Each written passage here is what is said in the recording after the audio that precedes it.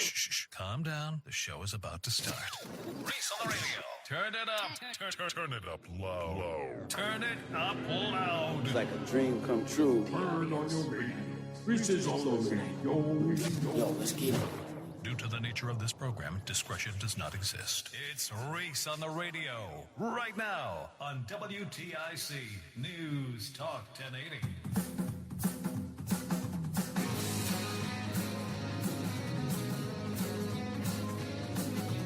It's that day, people. You know what that day is. It's the day that you get another day of Reese on the radio. That's right. Nutmeggers, scallywags across the fruited plain. What's going on? You know what it is. It's Reese on the radio on WTIC News Talk 1080. Plenty of things to get into today. A hearty congratulations to the President of the United States.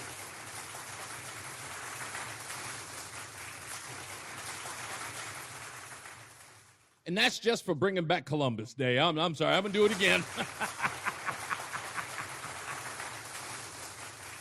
Indigenous Peoples Day. Come on. You folks didn't really think I was going to last, right? It looked good, right? It looked good. There's a part of you out there that was going to say, yeah, man, this Indigenous Peoples Day, that might stick. It looked good. No. No. It wasn't. And it's nice to get back to a little bit of normalcy. Not that we can't celebrate indigenous folks. You know? Not that we cannot celebrate the natives. I'm just saying no more changing stuff. Because not all change is good. I try to explain this, folks, to you for a long time. Not all change is good. They tried to sell us that nightmare back in 2008. Remember that? Hope and change? What's wrong, Reese? What's wrong? You can't deal with change. Everything changes. I'm like, nobody said I couldn't deal with change. But you guys keep trying to sell change like it's always good. It was like, what's wrong with this one? I said, not all change is good. What do you mean? Your mama dies tomorrow. Good change? Well, no, I'm like, that's a change, right? Huh? You get diagnosed with an incurable disease. That's change. You live in your life. All of a sudden, doctor tells you, got 6 months, buddy. Change? Yes. Good? Not so much. All of a sudden, you have to start changing your plans for the future. Not all change is good. And guess what? Change, as far as it being good, is subjective. Because you guys thought that change was good. Didn't mean it was going to be good for the rest of us. I mean, really think about it, folks. Ask people about their health care premiums today, and they will tell you there ain't a lot of change that they're happy about. It's all nonsense. You know what I used to say when people used to say to me, hope and change? I used to say, I hope after it's over, I at least still have change in my pocket. Some of us did not. And you know who you are. Why am I going back to old Barack Hussein Obama? Why am I even going back there? You know why. How did you not read this? The tea leaves, the writing on the wall, as they say. How could you not? People are now talking about Donald Trump getting the Nobel Peace Prize. And give it up, because he might get it. He might get it. Not that it matters. I'll be honest with you. No one really cares. Maybe me just a little bit, but nobody really cares. But my opening monologue has everything to do with that. And that's because if Trump does win the Nobel Peace Prize, it is the death knell on the legacy of Barack Hussein Obama. It just is. You know it. I know it. Everybody knows it. What has been the one thing related to that award that many people were upset about when it came to Barack Obama? It was the fact that he had done nothing. He had achieved no peace. He got the award simply based upon the fact that he existed. You want to hear the irony of that? It happened on this day in 2009. Yeah, ABC News was so eager to post it today. On this day in 2009, former President Barack Obama won the Nobel Peace Prize from what the Norwegian Nobel Committee called this extraordinary effort to strengthen international diplomacy because he wanted it to be strengthened. Not because he had actually done anything, but he had thought about it or talked about it or Obama tweeted about it. And just because he wanted peace, I want peace. That's all I ever wanted. I want peace for everybody. What's this? The Nobel Peace Prize just for talking about it? Well, I didn't know it was that easy. Thank you. I appreciate it. Congratulations to me. And I thank me. That was Barack Obama. This would really destroy the legacy that he is the most transformational president in our history. It won't even matter. Because the only thing they'll have really to talk about is he was black. That's it. That's all they'll have. They know it. It bothers them. And they're struggling. They're struggling like hell. But before we get to the happy place, we have to go to some dark crevices. I'd like to go back to that song by, is it Neil Sedaka who sang the song? Do you remember the times of your life?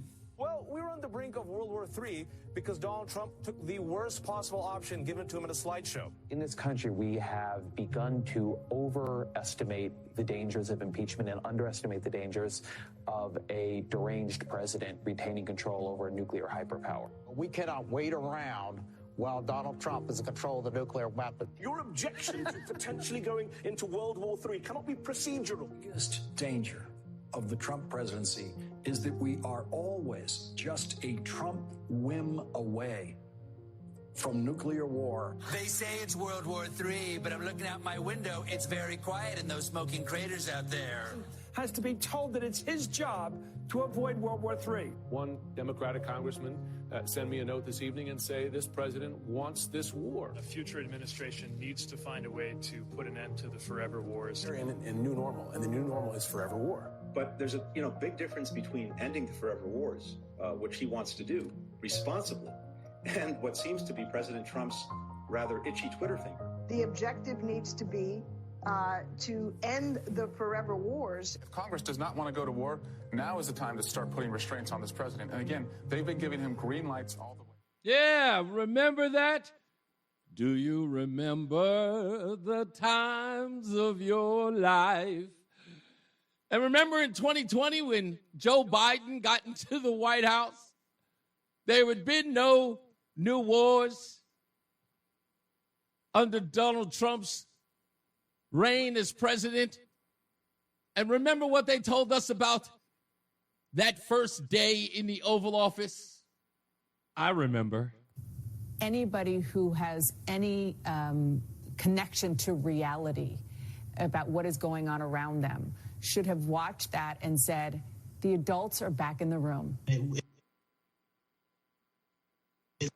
Once again in the White House, who's just simply doing the work. Really, the theme, I would say, is the adults are back. Still, it is a relief to have adults in charge. Now we have adults in the White House. Okay, the adults are back in the room. There is a sense, I think, the world over that the adults have returned. We have an adult in the White House now, and it's glorious. Yes, it's glorious. Do you remember the times of your life? I remember it. I remember it. And what all of those folks, again, some of those same folks, they were the ones that were telling everybody what you should be afraid of. This president was awful. It's going to be World War III. He's got to hold of the nuclear button. It's going to be World War III. It's going to be calamity for all of us. Wasn't it? Wasn't it? We couldn't get that guy back in office. And then he gets back in office, and those same folks over at that same network, I wonder what tune they're singing today. For Israel, make no mistake, this is a huge night, potentially the end of the nightmare. For the people of Gaza, this is going to be an enormous relief. For the people of Israel, potentially the end of a 2-year-long nightmare. One of the things about honesty and citizenship and a sense of, I would say, maturity about what people in a democracy should do is, even if someone with whom you disagree about 99 things does the 100 really well, you should say so, because that's what intellectual honesty is. And so all credit to President Trump and his, as you say, unconventional team. What do you make of what the president has said in a social media post, that they've signed off on the first phase of the peace plan? What does that mean to you? Anderson, momentous day. There's not much good news in the world. This is great news. I am trying to hold it together, honestly. I've worked on this issue a very long time. The deal that President Trump is announcing played a key part in negotiating. It is a significant change. This war was blocked for 2 years. President Biden, who preceded him, was unable to find a way to stop it. President Trump found that way by being tough on both sides. And he'll take a victory lap for sure over the next few days. And there's no question that if this goes as planned, if we see those remaining hostages freed and Israel begin its withdrawal, it is a remarkable achievement, and President Trump most certainly deserves credit for his role. He has done this through diplomacy, pressure, and the sheer force of his personality and persistence. He dispatched diplomats again and again, made threats just in the last few days to Hamas, saying again if they did not sign the deal, all hell would break loose. And they had the bombing of Iran as an example of that. But perhaps most importantly, he pushed Benjamin Netanyahu in ways his predecessor and others have not. Robin. So what's up? That's all I'm saying. So what's up? You got nothing. Come on. It deserves acknowledgement. Doesn't it? Just a little bit of acknowledgement. Now, I'm not saying, look, as far as I'm concerned, President Trump, as far as a victory lap is concerned, he ain't out of the weeds yet. We have until Monday and Tuesday until we actually start seeing hostages released. We know it's going to be kind of difficult because in the way he described it today, and many others have been describing it that I've talked to, saying that getting those who have died is going to be a serious ordeal to make sure that every one of those individuals are recovered, because there may have been some folks that they lost track of, quite possibly, and who may not be returned because they don't know where they are. This isn't a clean exchange. There's going to be some dirtiness that goes on here. And there's going to be some concessions. We also know, because I watched the press conference this morning, there are going to be some lifers on the Israeli side who are in prison, who have to be released as part of the negotiation. They don't have a list of some of those individuals. Well, some of them they have that are not going to be released, but they have some of the people who are going to be released that many Israelis are not particularly happy with them being released, but have decided, you know what? It's a reasonable concession, because at the end of the day, no one's dying. No one's got to look up in the sky and worry about the Iron Dome. Nobody's got to worry about people going through tunnels and snatching kids. So a victory lap, I won't go so far. But we got to call a thing a thing. I love that term now. That's what the left used to use all the time. And I'm bringing it back just for them. The thing has got to be the thing. They told us, they warned us. And at one point, and that's one thing I want to ask all the detractors, at what point do you lay down the vitriol and then join with the rest of us? Shouting, celebrating, shaking each other's hands, and saying, you know what, I didn't like you, buddy. I didn't like your guy. But you know what, I'm glad he did this. You know what, I can celebrate him doing this because it's a good thing for everyone. He's actually going to he might be able to achieve peace in the Middle East. Sure, there are going to be some stragglers. Sure, there are going to be some radical fundamentalists. But you know what? Got a lot of countries on board. Oh, and the other thing is, how did he do it? Remember the T word all of you were screaming and hollering about? Tariffs. Through the one thing, and this is something I've said ever since I was a kid. Anytime I watch these movies, I always say, what do we always find out at the end of the day? It's always about the money. If you want to change the minds of anyone, you want to take the biggest bigot, the angriest individual, whatever the subject is, if that person were to win the lotto tomorrow, to put $1 million in their pocket where they didn't have to worry about a thing, everything that ails them, personally, donezo. They forget all about it. Because now they have the means to do whatever they want, and they don't have to concern themselves over the trifling things. They would just take their money and take care of themselves. They got nothing to be angry about. It's funny, as Cyndi Lauper put it, money changes everything. And deep down, when everyone else thought that it was about this thing and that thing, and because these people are that types, and they think according to this, that a businessman, a real estate mogul, a billionaire, a reality show star was able to get down in the trenches with these people and say, how about we make this beneficial for you and your people? You can do business between Israel and everyone else, and your people will have a wealth they've never known. It will cure all their ails. And they thought about it and said, you know, that is the biggest problem we have. I mean, if you ask any leftist, that's what they tell you every day. What they're trying to do is get economic hierarchy. They're trying to take it away from those who have it, try to redistribute it to the others. And if people just had that, their lives would be better. Okay. Hey, leftists, looks like it worked. Now, how about you all get on board and celebrate with the rest of us? Or is this not enough? That's okay. We've got 3 more years. And all I want is victory and victory and victory. If we could play the song, I would be, all I do is win, win, win, no matter what. I would love that. I would do that right now. I'm just loving the wins. I'm digging them. I'm digging them. And you should too. This is not me mushing your face in it. This is me celebrating.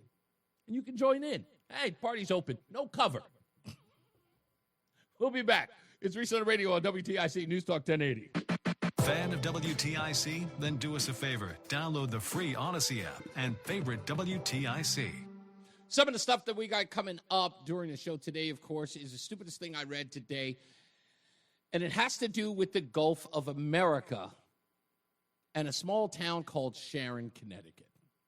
Stay tuned for that.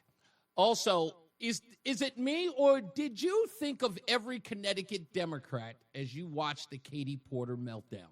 If you don't know what that is, stay tuned for that. We'll bring that up within the 3 o'clock hour as well. We got some new news as it relates to Between Rounds, our great and beautiful sponsor, and something they're doing to help the needy, especially those with food insecurities, as they refer to it.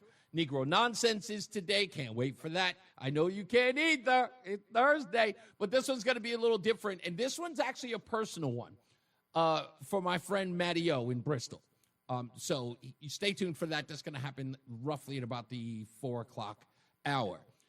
And this story has really got me upset.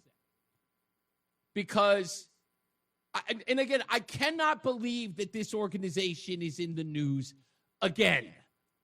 And it's Connecticut deep. And if you haven't heard this story about Middletown and the trash collection there, this is really going, like, deep. What is going on? I don't know why, but it's like, maybe I'm the first person to mention it. Maybe I am. If there's someone else out there, please let me know. I don't want to take credit if someone else was already on this. But I'm really starting to believe I'm the only person pointing out that Connecticut is a damn toxic wasteland that has no idea what it's doing on the environmental front. They talk a damn good game about how much we're environmentally sound, and they are a joke. And the Environmental Protection Group, DEEP, is a joke, a clown show. And from what it turns out in this story, a bunch of liars as well. I read this story. I don't even live in Middletown yet, but I'm ticked. I'm like violently ticked off. And the reason why is because I've dealt with this before. When I see these programs, the first thing I do when I see them, I go, what is wrong with you people? Why are you falling for this nonsense? Did anybody means test this? And no, they're always so gung-ho, and you see the smiling faces on these bozos who is just like, God, this is going to be great. I can't wait to get it started. And then it falls flat, and you ask them, okay, what are we going to do now? They go, oh, no contingency plan. Ugh, it drives me crazy. Lori is in Glastonbury. Hello, Lori. Hey, Reese. So while we're rubbing people's noses and stuff... I said I wasn't. Okay, but listen, I am, and can we just congratulate the Toronto Blue Jays for making everyone in the baseball world happy? You mean by beating the Yankees? Yes. Why not? Why not? I'll give it to them. I watched a little bit of that game, but I got distracted. I saw the score, and I just went, okay, this might be over. I am so. It's a brighter world today. The sky is bluer. The trees are more colorful. Everything is right with the world. Because if we had to lose, at least the Yankees are playing golf now too. So let's hope that the golf game is better than their baseball game. You know, I thought it was fantastic that during the seventh inning stretch, like during the post game and the pregame, they have Big Papi, David Ortiz, and who's sitting there? Derek Jeter and also Alex Rodriguez. I think they do the same show. Yeah, it's not that bad. But anyway, David Ortiz, even after Boston had been eliminated, when it looked like New York was getting their butt handed to them, Big Papi did not shy from ribbing the Yankees right there in studio because it was such a great, he's like you. He's like, I don't care that we lost. You guys losing to the Blue Jays is sweet revenge. It really, and listen, I will always, A-Rod, I'm sorry, but I will. I don't like the guy. No, hold on. What was the moment? What was the moment that you really hated him? I've got two. When was the moment you couldn't stand Alex Rodriguez? We probably have the same too. It's when him and Jason Varitek got into a fight, and Jason Varitek said, nah, buddy, we're not going to let you talk smack to us like that. Oh, is that from the you talking about when Varitek was jawing with him from the mound? Yeah. Okay. Yeah, and then he just went all in. So there's that time, but there's also the fact it was during the that same playoff series, and I believe same playoff series, and A-Rod had these huge hamburger helper mitts, and he slapped the ball. I knew you were going to say it. I knew it. And it was just so stupid. Like, are you serious? He was running to first base. He had him dead to rights. They had him dead to rights as an out, and he slapped the ball out of his hand. It was a Bush League move. It really made people angry at him. That was one. Here's the other one that really destroyed it for me. And it was a part of the steroid era. Because the one person who kept telling everybody that Alex Rodriguez was on steroids too. Why am I forgetting his name all of a sudden? From the Oakland A's. He wrote the book. He was the big whistleblower. Somebody's going to know it. Jose Canseco. That's right. Jose Canseco. He blew the whistle and he said to everybody, anybody else, any big names, and he said Alex Rodriguez. And the baseball world went nuts when that happened. Yep. And, of course, then there's that moment where he has to do the interview with all of the Yankees surrounding him. Derek Jeter is there. And in that moment, that's like, for me, it was so embarrassing that the fact that the Yankees organization had to put all their teammates to stand behind him and to support that guy who was a cheater. And here's the part, Lori, that really made me hate him. Because why did you remember the time or the date? I don't remember the exact date, but I remember the time when Alex Rodriguez was named the highest paid baseball player ever as a Texan. And that was like the biggest news. And he got that contract while he was on steroids. Yeah. Because that was the time he was on. And I looked at that as he didn't deserve that money. He should have paid that money back. He should have never been allowed to keep it. No team should have been allowed, even when he got traded to the Yankees, no team should have been on the hook for that money, especially the moment where he admitted at the time that he was on it, he was on the Texans. He never should have been allowed to keep any of that money. Nobody should have been made to pay it because he cheated. And that was, for me, that was the final straw anyway. But the slapping of the hand was definitely the clincher. I mean, it's not for nothing, but he just, and I think what kind of just puts a cherry on top of the sundae is his lack of integrity in every area of his life.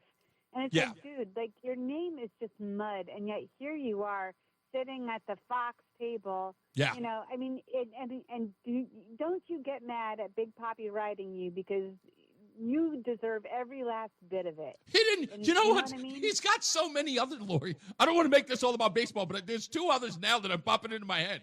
Do you remember that this bozo was the worst thing ever? And I remember it was, what was his name? Carver, that was announcing with Joe Buck, Tim Carver. Gosh, I don't. Yeah, the World Series. It was during the World Series. Okay. Tim Carver and Joe Buck. During one of the World Series. I can't remember which one it was, but it was during the World Series. And Alex Rodriguez announced his retirement in the middle of the World Series. Oh, yeah. And Carver openly said, what a classless. Anything going on. Yeah. You know, I just want to announce my retirement, you know. Yeah. What a classless move. Even Carver said, like, who would do that? It was so classless of him to do that during the World Series and, like, to make it about him. What a joke. I thought that was ridiculous. Yeah. But, yeah, you're right. Yeah. Oh, but I was going to say the other one was, this was off the field, was when he started promoting men's makeup. That was it. Did you know about that? No. Oh, go look it up. That's gross. Go look it up. Alex Rodriguez is an A-Rod thing to do. Alex Rodriguez. Yes, it was a whole ad campaign where he was. It shows it's Alex Rodriguez putting on men's makeup. They were trying to make that a thing. Oh yeah. Well, you know, just bless his heart. You know what I mean? And and by the way, thank you for. I don't know why I'm ever surprised. I shouldn't be, but it just gives me joy when you reference obscure songs by artists that nobody really knows all of the obscure songs to.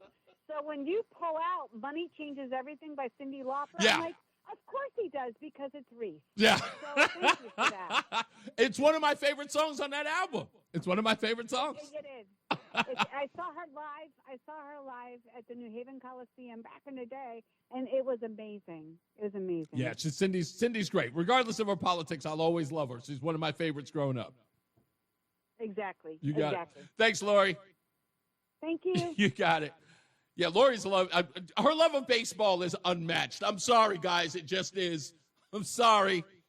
But I love her. I love her love of baseball. She makes me keep on my toes. Like, I'm watching more baseball because of Lori now. Do you know that?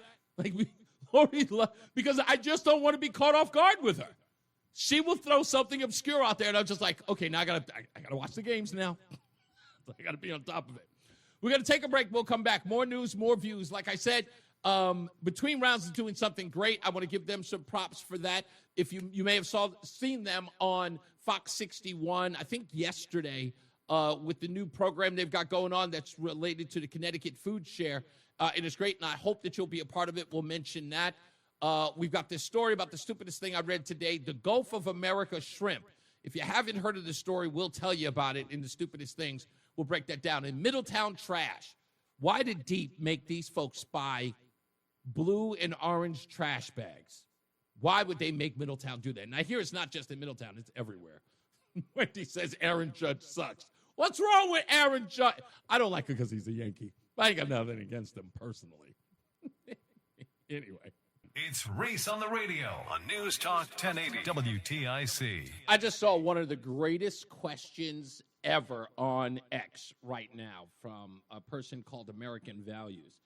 And they wrote this. They said, 4-hour drive, and you can listen to only one artist. Who's that artist? And I'm saying to myself, I don't know if they mean that the person, like it can't be a group, which sucks. Because, that would, for me, it would automatically be De La Soul, my favorite rap group of all time. So I can think of, I can put a playlist and put their playlist together, and I can listen to that 4 hours, easy breezy. They have enough albums to just do that. But if it's one artist, for 4 hours, I'd have to say not the entire collection of his work, but I would say certain Prince albums, certain. Not all of them, but I would definitely do like a couple. Who would you put out there, Roland, if you're going to listen to one artist?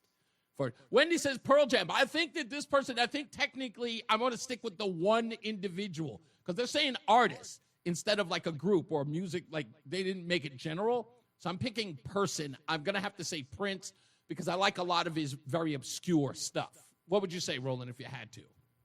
Like one person as an artist. Just one artist, not a not a band. Well, everybody's gonna say Michael Jackson. Yeah, that's exactly what Wendy said in the chat room. Or Prince, but I would say,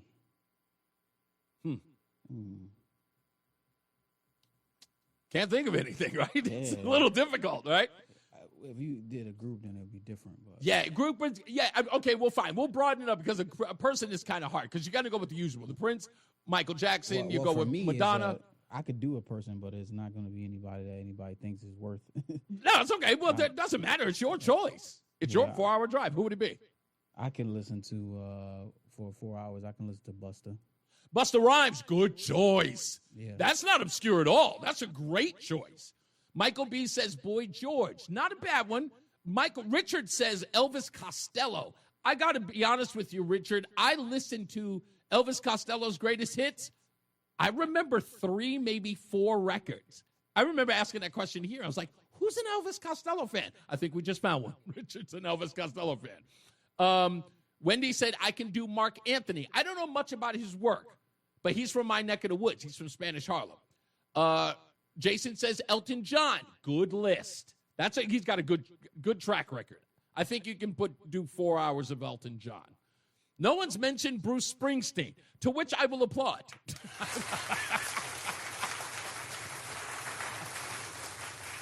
Isn't there a new movie coming out about him? Yeah, that's right. Yeah, there's a new movie coming out of it. I think the star of that TV show, The Bear, or whatever it's called. Oh, yeah, that's a good show. Yeah, is it a good show? Yeah, I watched Well, it's culinary, right? That's why you like it. Yeah. Yeah, okay. Well, I got to check it out. It shows the nuances of how things can get real crazy real fast, but you still have to be able to deal with it. Yeah, I would definitely check it out. Wendy says, ugh, Bruce. I'm again not a Bruce Springsteen fan. I knew a lot of people growing up, especially people I knew out of New Jersey, loved him. He was a god to them, and I couldn't feel him. Wendy says yes, The Bear is awesome. Billy Joel, that's a good pick, Lori. Billy Joel, you can't go wrong there. Billy Joel, I'm not going to lie. There's a lot. I've actually been on a drive for an hour with Billy Joel records and been like, there was like 2 or 3 songs I didn't even know Billy Joel did, and I knew them. And I was like, because I thought he did one song that I actually, and this is true, I'm going to find out which one it is. He had performed, it was a studio song, of course, but he had done a song that was so good, I swore it was Led Zeppelin who did the song. And we was in the car, and I was like, yeah, this is Led Zeppelin, right? And they were like, no, that's Billy Joel. I'm like, now I got to remember what song it was. I really, really thought. In fact, the band who does my intro, the Panics, their new set has, I may be right, which is Seven Dust, Matt writes. Let me see. Who else? Let me see. I can listen to Aaron Lewis for hours. I'm not sure who I don't know who Aaron Lewis is. I don't think I'm familiar with him. Who is the artist from this the main song in the Lost Boys movie? Okay, the main song. You're talking about Thou Shalt Not Kill or Cry for the Children? Yeah. That's a very obscure band. No one knows who they are, and I don't think they've ever done another that was their biggest hit. Yeah, right I think there? that was their biggest hit to date. Hey, look, Daniel from the Panics is in the chat room. What's going on, buddy? I love your version of the Billy Joel song. I love the new set. They were great the other day. We saw them this weekend. The Doors, too limited. Phil Collins. Kathy, you know what, Kathy? I'm giving you Phil Collins. You forget about that guy. Phil Collins, even though he got a little campy with the Disney Broadway stuff, Phil Collins is still stellar because I'm telling you, not since Thriller has there been an album with so many hits on it like No Jacket Required. Now, please tell me you've heard that album before. You've had to have heard that album before. Phil Collins, that album, No Jacket Required, there are so many songs on that album. I think that you could, Sue Studio. You can listen to that from beginning to end, and it's got a hit on it. Everyone. The lead singer of Stain. One of my good friends just saw them in concert. Michael B. Yeah, he's a good singer too. Yeah, there's a lot of good stuff I could think of. But damn, Phil Collins. I think I could do 4 hours. I could do 4 hours of that. Raul of the Mavericks. I'm not familiar with him. What were you going to say, Roland? At a road. Oh, we got to take a break. All right, let's get to the newsroom. John Silva, he's in the WTIC newsroom. It's Reese on the radio. We'll be back. Reese on the radio, making sense of the news. Yeah, even when it makes no sense at all. Now on WTIC, News Talk 1080. Hey, I want to give a shout out to Joey V in YouTube in the chat room. He says, I'm sorry, but the Times of Your Life is Paul Anka and not Neil Sedaka. And I knew I had it wrong. That's why I said, who was it, Neil Sedaka? I knew that I was wrong as soon as I said it.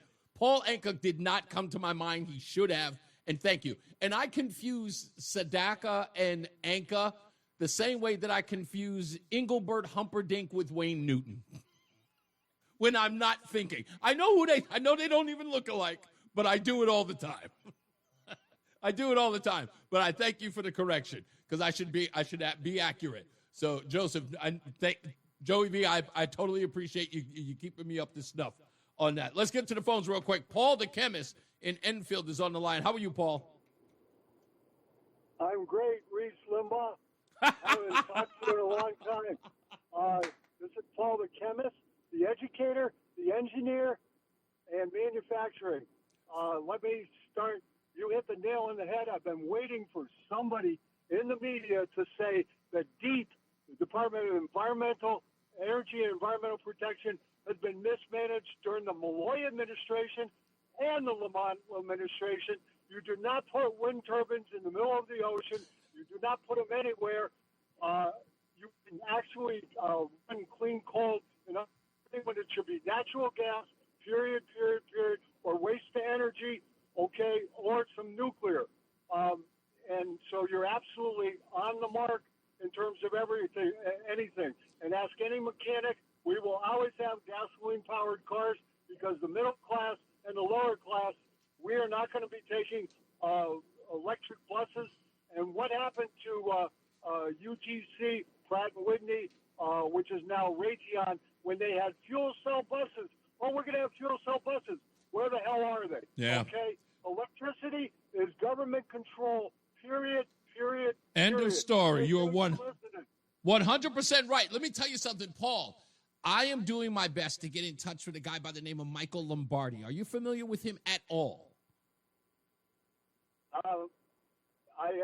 Did he write something about energy? No, he is a National Geographic explorer, and I'm trying to get him on that subject alone because he has been doing these reports on YouTube, and I can't get to him. I've sent every message I could, but he's been talking about these wind farms inside the oceans and talks about its environmental impact on anything and everything around them. And I really want him on here because he's the foremost scientist on this. So I was just wondering, just off the cuff, if you might have heard of him. But if anybody does, he's out of Rhode Island. And somebody has sent a video of his to me about 2 weeks ago. And I've done everything I can to reach out to this guy. So I'm asking anyone who knows anyone if they can reach out to this guy. His name is Mike Lombardi. He's a Rhode Island-based diving scientist, technologist, contractor, and a National Geographic explorer. So this guy knows his stuff. And I really want him on there because I want the suits to recognize what this guy knows. So that's pretty much it, Paul. Are you there? Did I lose you? Okay, well, here's my quick contribution. Thank you. I'm working on hydrogen, and energy generated by hydrogen itself, and therefore that will be the next future in 2035. And I will tell you that the Democrats they're haters and hopeless when it comes to energy. They're missing the bus on it. They're missing the bus on it. Oh, and also, if you need help relocating to Connecticut, hey, look me up. We want you here. Have a good one. Thank you, man. You too. I appreciate you, Paul. Thank you so much. This is right in George's wheelhouse. How are you, George? Oh, that's off. George? Hi. Hey, Reese. what? Yes, sir. What's going on? Yeah. If you go to the website called Real Time Grid. Okay. And the upper right-hand corner has 6 months data. I ran 3 years of data for 3 different control areas for wind energy, and it's crap. Wind energy is crap, in a word. Why do you think they want it so badly, other than the usual nonsense, because it looks good on their resume? I think a lot of it's made in Japan, anyway. Not in Japan, but in China. Anyway. Yep. Here's why it's junk power. It rarely gets above 30% generation. It's like owning a car that only goes 20 miles an hour. Right. The only time of year where the wind is sufficient is November, during the seasonal change between fall and winter. You'll see about a 3-day period when there's a huge wind. That's the only week of the whole year that it's any good. Wow. Most of the time, Reese, it runs, like I said, about 30% power, and rarely, like eight months of the year, it runs 30% power, and that's the time of summer, the summer peak, summer demand, and also the time of winter demand, when it's needed the most. It's a failure. It runs like at 30% power. When you need it most, it runs at 30% power during summer and winter months. I think I think aesthetically these guys think it makes them look environmental, and I think that's what it's about. I don't think they know anything about the technology or what the pros and cons of it are. I think they really do think it's just Reese, a pet project. You're talking to a statistician who worked in the electric power industry for 46 years. Damn. And I can produce the data. It's in the computer. It's in Excel, and it's right there. All the politicians have to do is run the graphs on that site. It'll give you, like I said, real time grid. Anybody can cross-reference that. Yeah. And it shows you all the data of all the power in the 48 states. Yeah. Everything for by the hour, by the day. I got to get to some news, George, but thank you, man. I appreciate you calling back in, of course, after the chemist called in. Let me get to some headlines.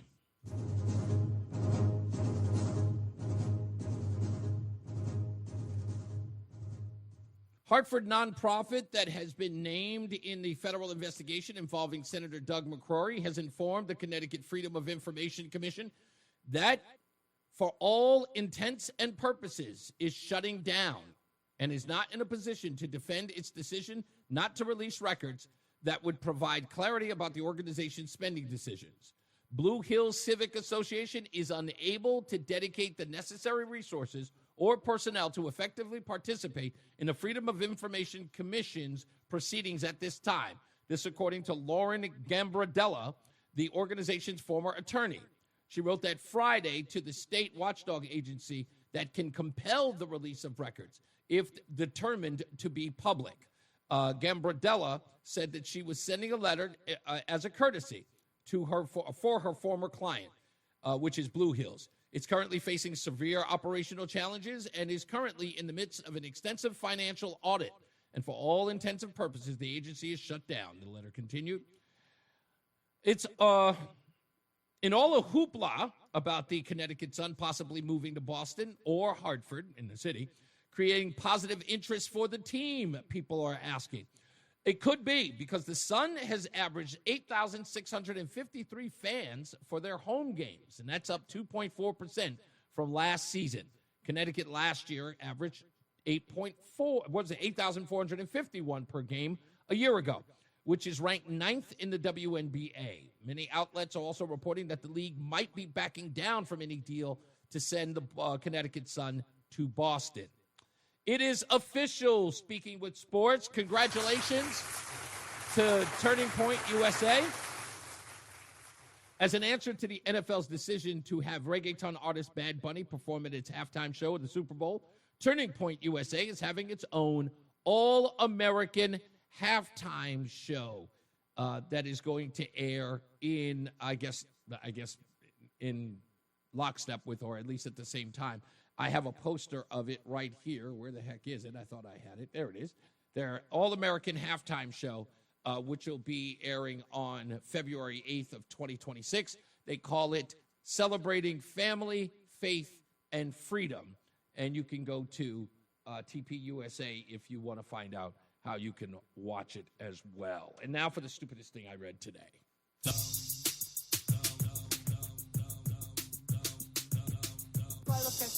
Yes, you do. Stupid as can be. This could very well be the stupidest person on the face of the earth.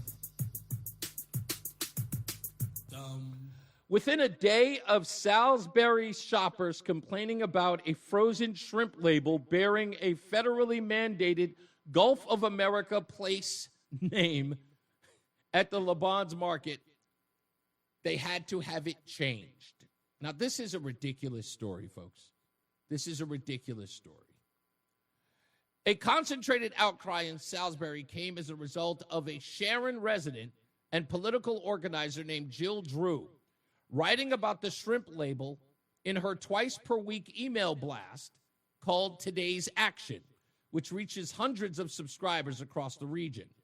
The outrage stems from President Trump's January executive order to rename the body of water from the Gulf of Mexico to the Gulf of America. Only federal agencies, she writes, within the U.S. are legally bound to use the title. Even so, the day that the complaints came into the store and had the distributor print blank labels to cover the ones that were already still in the aisle. The new labels, which are circulating now, eliminated the Gulf of America, titled simply as Product of the USA to indicate its origin.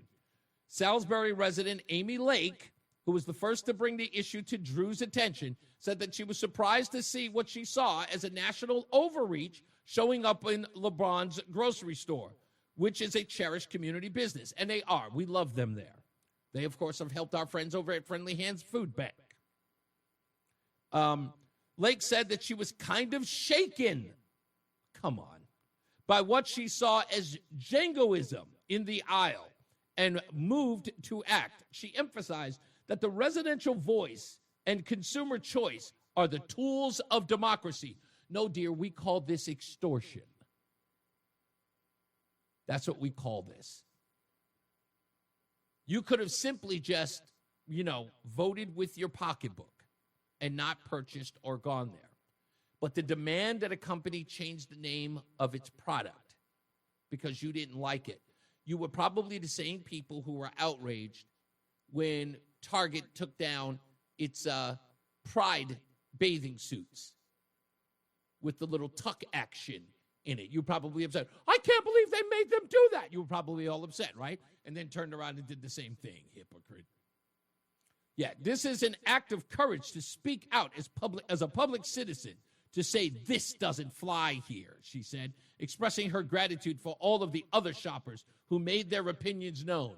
Other shoppers, ladies and gentlemen, it was 20 people. It's in the article. You can check it out yourself. They were able to shut this down because they didn't like the Gulf of America being on the label. And they're calling that jingoistic.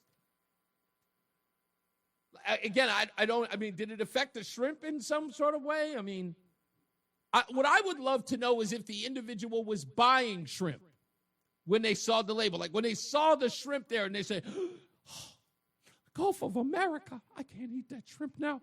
Traumatized. Really? I'm always fascinated by these people. So, I thank the folks over at LeBon's for not getting in the fray, and they shouldn't. Look, we're just a grocery store. We're not trying to get into that whole political thing. Like, we just want to serve our customers. We want them to be happy. They love us here. We love them. We love the business that they give us. And it was a wise move on their part. It's like, look, of course, we don't want to offend anybody. But on the opposite side of that, and this is no slight on them,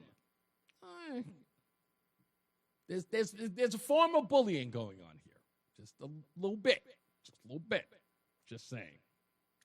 Not like those folks over at Newtown. Oh, baby, did I get some juicy info on them. And not just the stuff that I got just a little while ago. I got some really, really juicy stuff on them. And when I get to Connecticut, Newtown, you guys are going to get a visit from me. Just letting you know, we're going to have boots on the ground in Newtown. We're going to have cameras rolling, and we are going to get to the bottom of this obvious racial, sexist, bigoted nonsense that's happening in Newtown. And we understand that people won't act because they're afraid, and I get why they're afraid. I know the sister girls out there got you shook. You know what I'm saying? Them sister girls got there. They probably flicking their weaves, talking mad smack with their Kool-Aid lipstick. Whatever it is that those sister girls are doing, we got you covered. We're coming to the rescue, Newtown. We're coming to the rescue. Don't worry about it. You understand that? It's Reese on the radio, defending the salt of the earth. The Connecticut white woman. You don't have to be afraid no more. I understand them sister girls got y'all shook. I understand you guys don't adhere. They will send you Ebony and Essence magazines. They will end up in your mailboxes, and you don't want any of that. So you will kneel before Zod. I get it. I totally get it. But don't worry, we're coming to the rescue. We're going to do things in there to set the record straight and let people know that bullying will never be tolerated in any way. No one is going to get cursed out and threatened. Nobody's going to threaten anybody's children, because that's a no-no. Threatening people's children is a no-no. And I understand these people, and it shows you exactly how sick and twisted people are when they will threaten people's kids.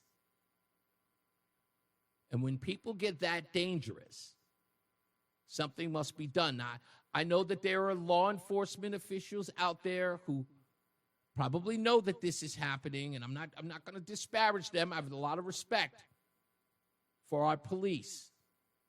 You guys run towards danger while other people are running from it. Okay, but if there is bullying happening, if people are being, like socially and extorted or intimidated, that cannot fly. You can do two things at once. You can protect the citizens and maintain a sense of order and integrity, while making sure that no one is made to be harassed or intimidated. Just something you could do. Nobody should live under that. And they should be able to go to the powers that be when they are sort of got this boot on their neck, as it were, to be able to come to those in authority and say, hey, enough of this, let's put an end to it. But if you guys aren't going to step up, we'll help. We will help. Now, I know you guys who are officials, I know you didn't ask for this. I know that you did not ask, but the citizens did. And if they can't rely on you, they're just going to have to rely on us. They have to go outside of that. And, you know, when we hear that call, when those people say, hey, Reese, do you think you can help us? And I start looking at the stuff and finding out what's going on, and I start reading the text messages. Some very, very alarming stuff I'm reading by these individuals. Somebody's got to step up. Okay? So, ladies, just so you know, just give it some time. Reese on the Radio's on the way. And we bring in Mark in West Hartford, so if you think I'm bad, you don't know nothing yet. That guy, are you kidding me? That guy's a pit bull. We'll do all of that and much, much more. Stand by. What do we got coming up? It is,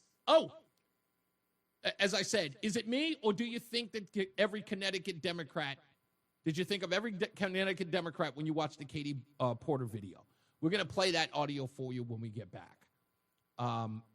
It is alarming what that woman, like the stuff that's coming out about her, but this particular video is so indicative of Connecticut politics. We'll play that when we return. Stand by. It's Reese on the Radio on NewsTalk 1080 WTIC. I don't want to say anything, but it's our birthday.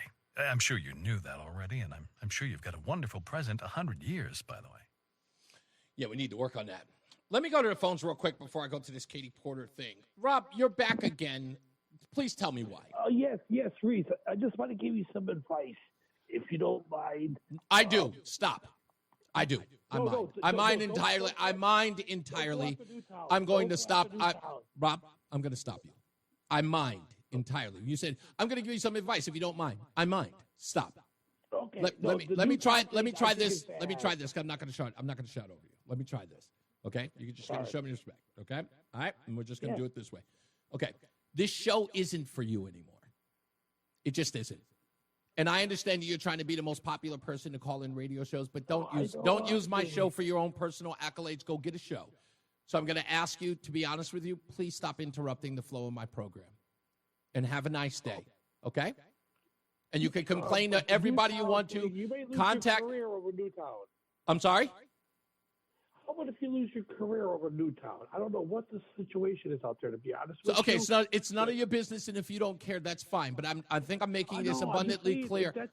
I'm making it abundantly clear, Rob, that this show isn't for you anymore. Good luck, though. All right, you have a wonderful life. Thank you. Say goodbye. Goodbye. Adios. Thank you. Yeah, I've done my very, very best, and I'm trying. And I know it's going to come off as arrogant, as many of my detractors often say, but truth be told, it is not about Rob. It is not about Tim. It is not about these people who are trying to get their 15 minutes of fame, which is far over. My show isn't that anymore. Whatever it used to be, those days are dead. Or they're dead. I'm sorry. They just are. Okay? And I'm done with the distractions. Just done. I just want to do my show. I want to entertain. I want to enlighten. I want to inform. That's all I want to do. Okay? And I've catered enough. And that ends today.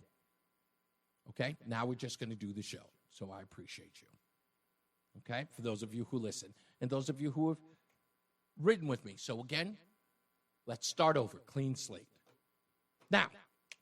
Boom. For those of you who know Katie Porter and have followed this for a long time, you know that this woman has been very bombastic, but you haven't really seen her sort of express what you've heard in the news as of late. It's blown up because she's running for governor of California. Fourth largest. It's really the fifth largest economy in the world. It's got the largest populace, but losing populace every day.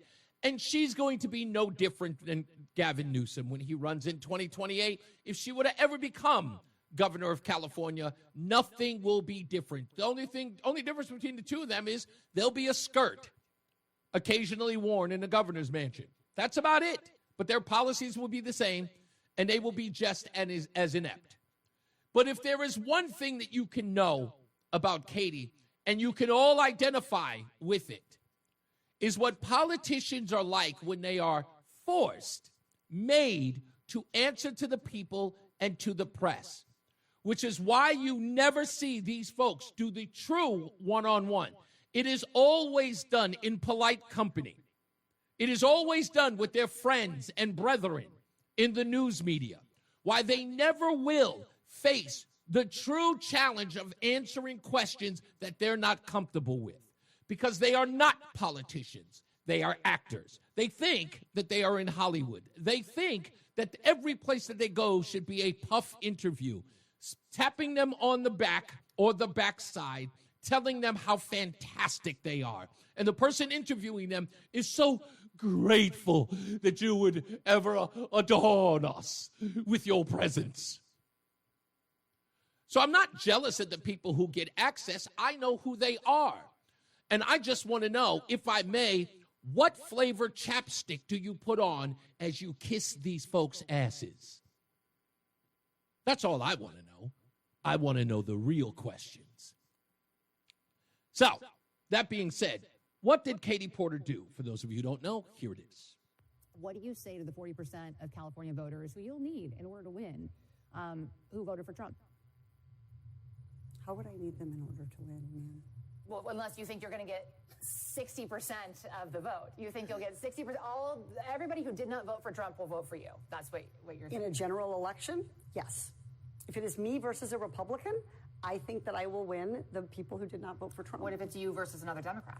Now, that's an interesting part, right? She says that people who voted for Donald Trump clearly won't vote for her, but all of the Democrats. Now, again, that shows you exactly how out of step she is. She says if she's running against a Republican, she's got every Democrat locked. Like, there's no way that a Democrat, under Gavin Newsom, with everything that he's been able to destroy in California, she's still certain that she's got it locked up. Like, what do you not understand, woman? Are you kidding me? It's Donald Trump. And it's me, Katie. Everybody loves me. Yes, I know that I threw some hot potatoes on my ex-husband that scolded him on his head. Yes, but nobody cares about that stuff. Yes, I know I cursed out my staffer live during a conversation on a Zoom conversation with Jennifer Granholm at the Department of Energy, but nobody cares about that. I berated people and I made racial comments to staff members and other people, but it's California. It's one-party rule, baby. I'm a Democrat. They're going to vote for me anyway because what else would they do? Not vote for Trump. What if it's you versus another Democrat? I don't intend that to be the case. So how do you not intend that to be the case? Are you going to ask them not to run? No, I'm saying I'm going to build the support. I have the support already in terms of name recognition. Mm-hmm. And so I'm going to do the very best I can to make sure that we get through this primary in a really strong position. Now, she believes, again, while she's given this answer, there should be no follow-ups, even though the reporter's like, what you're talking about is absolute nonsense. It's clairvoyance without true vision.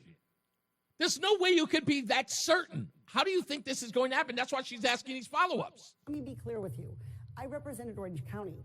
I represented a purple area. I have stood on my own 2 feet and won Republican votes before. That's not something every candidate in this race can say.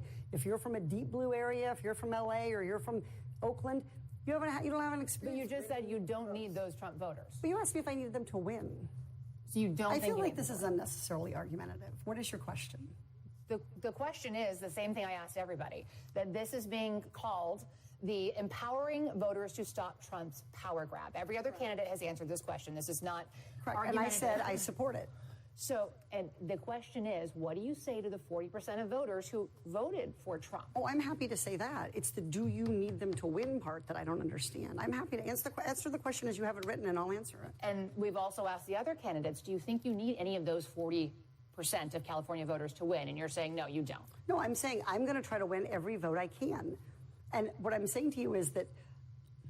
Well, to those voters, okay, so you... I don't want to keep doing this. I'm going to call it. Thank you. She understood right in that moment.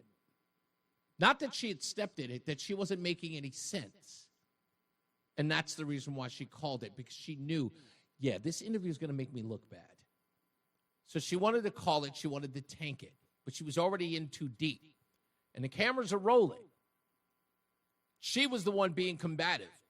The journalist, and I don't even know who that woman is, never, ever escalated. She kept her cool. I mean, this consummate professional here did not lose her cool. Even when she said, that's it, I'm going to call it. She's throwing a tantrum. Listen to the reporter. You're not going to do the interview with us? Nope, not like this. I'm not. Not with 7 follow-ups to every single question you ask. Every other candidate has answered. I don't care. Follow-ups. I don't care. I want to have a pleasant, positive conversation in which you ask me about every issue on this list. And if every question you're going to make up a follow-up question, then we're never going to get there. Ms. And Porter, we're just going to circle around. So again, follow-up questions can't be asked to Kim Porter. This is all sounding familiar to you? This is the reason why these folks never sit down and answer any tough questions with any tough journalists at all. When have you seen it? Have you looked around? Just find it. Just find it. And I text these people all the time. By the way, John Larson, Charlie, your guy who sent out the press release that John Larson wanted to talk about the government shutdown. I texted you. What happened? Why is John Larson not available all of a sudden? I haven't heard back. I text you personally on your phone. Called you even. What happened? I thought you guys wanted to talk about the government shutdown. Oh, did you find out that I was a black conservative? And you say, John may not be able to handle that. And therein lies the problem. He can't hire it. Now, I would go so far, like, if this were, me in the backyard, in Hollis, Queens, I would just call you a sucker. You're too scared. You guys are a bunch of wimps. You can't even come onto a conservative talk show. You got everything in the world to say about the Schumer shutdown. How it's not your fault. How it's the Republicans. Well, good. If you're so certain of yourself, why don't you come on a conservative talk show to answer? Why not? Why not answer the tough questions? What, because you're not going to come in here and bloviate? Because you're not going to be able to come over here and just keep rambling on a bunch of nonsense? Is that the reason why? I don't understand it. You sent out a press release. The weird part is that I noticed it didn't come here. It didn't come to WTIC. Whom else did you not send it to? Or did you just text it to your friends and family? Is that who you sent it to? Because we haven't heard from John Larson, and it's not like we haven't called several times. We have, but we got nothing. And I find it odd. It's just weird. Government shutdown, I'm sure you care about conservatives who are going to be suffering in the shutdown.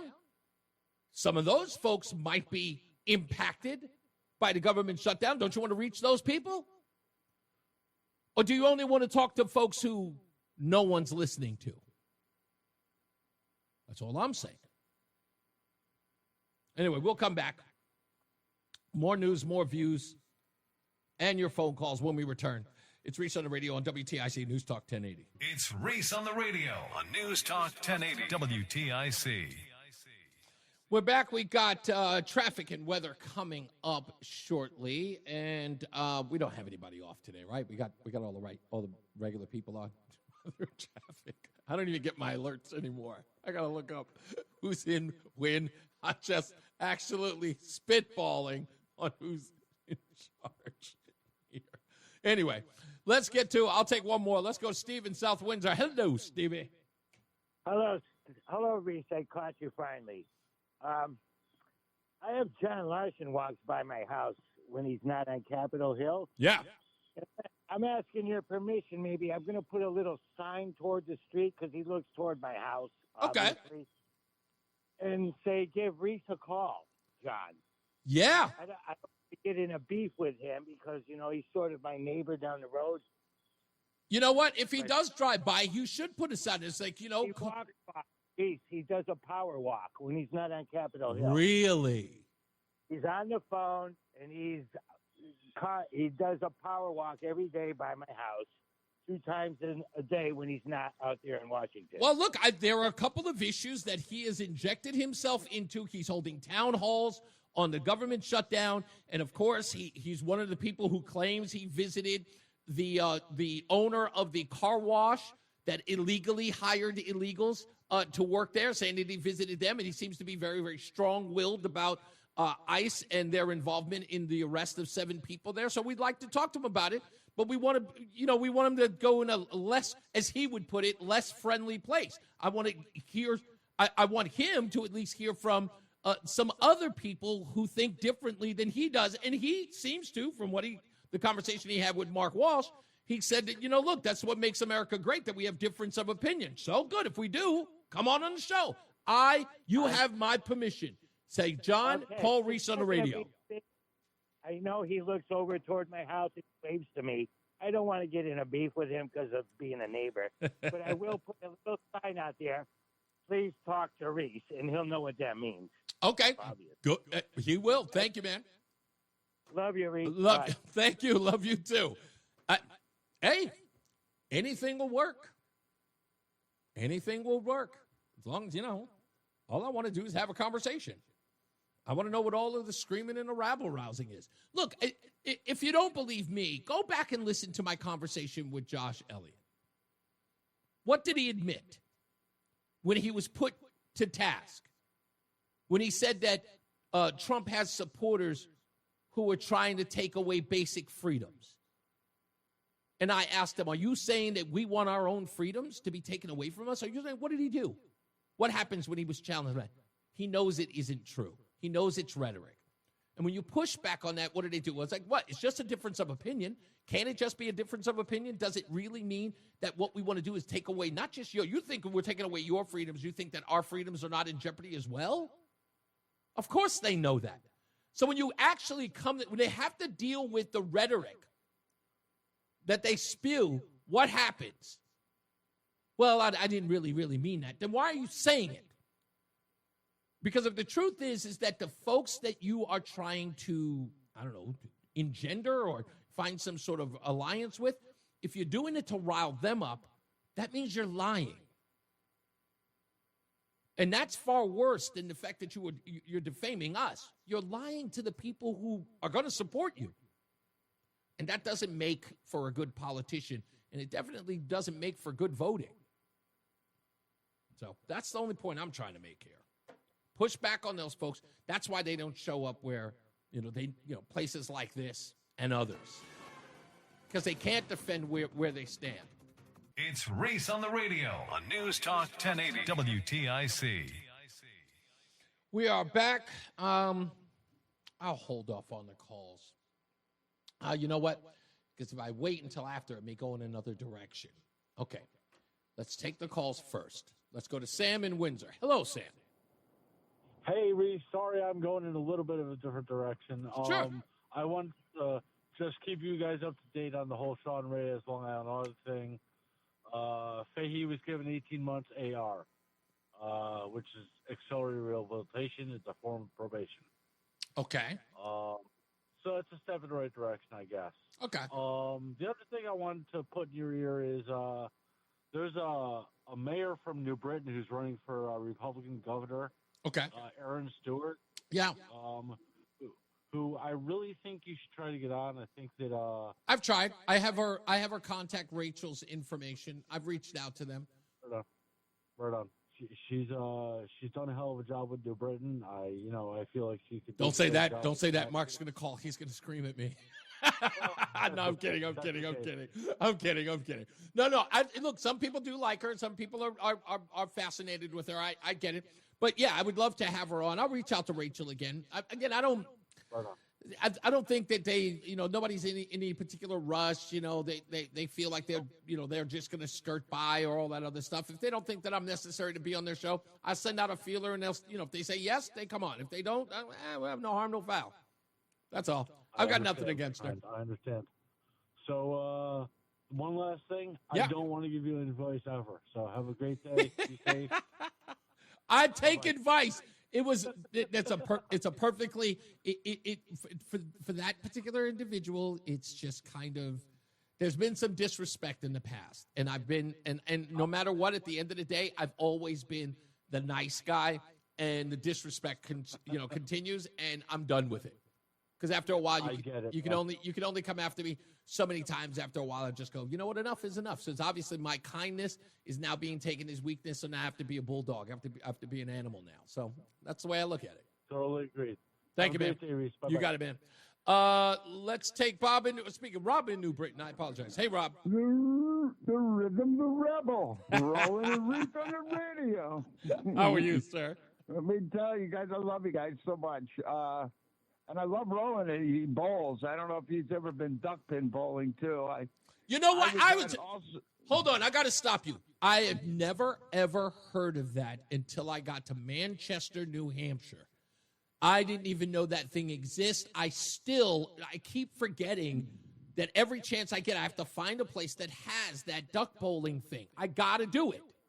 You got to. It's awesome. Yeah. And I was on my high school bowling team, too. I had a chrome yellow bowling ball. This way I could never lose it. Chrome yellow. I don't think I've ever. Now I have to look up that color. Then later in life, I had my pickup truck painted that color. Someone may have a favorite color. Yes. And I was going to say from earlier, my two artists would be Stevie Ray Vaughan and Tina Turner. Those are two of my favorites. I think you can get Tina Turner's a little tough to get 4 hours out of. So you may have to keep a couple of songs you may have to repeat.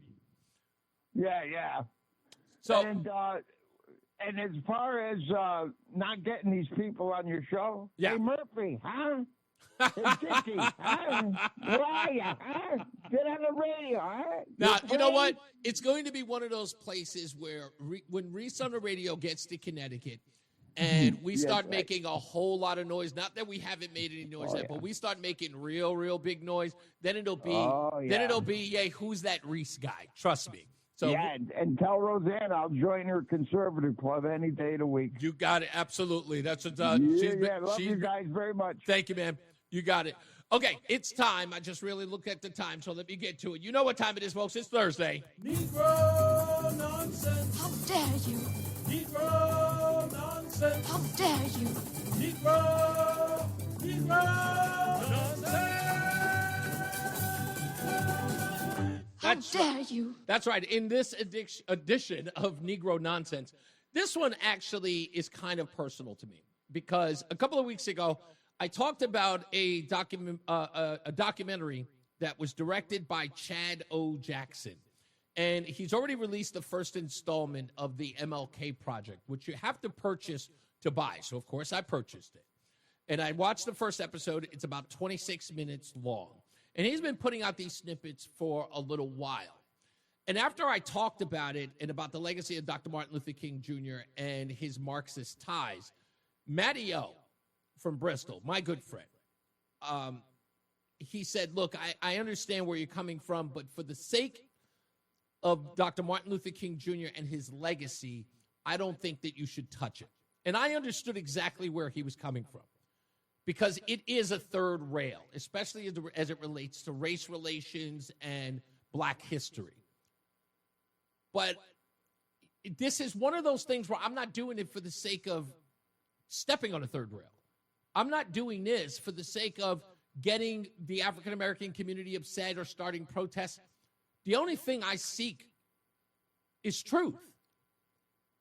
That's more important than anything. And sometimes truth has to be controversial, even though it shouldn't be. It just has to be. Because I'll put it this way before I play the clip.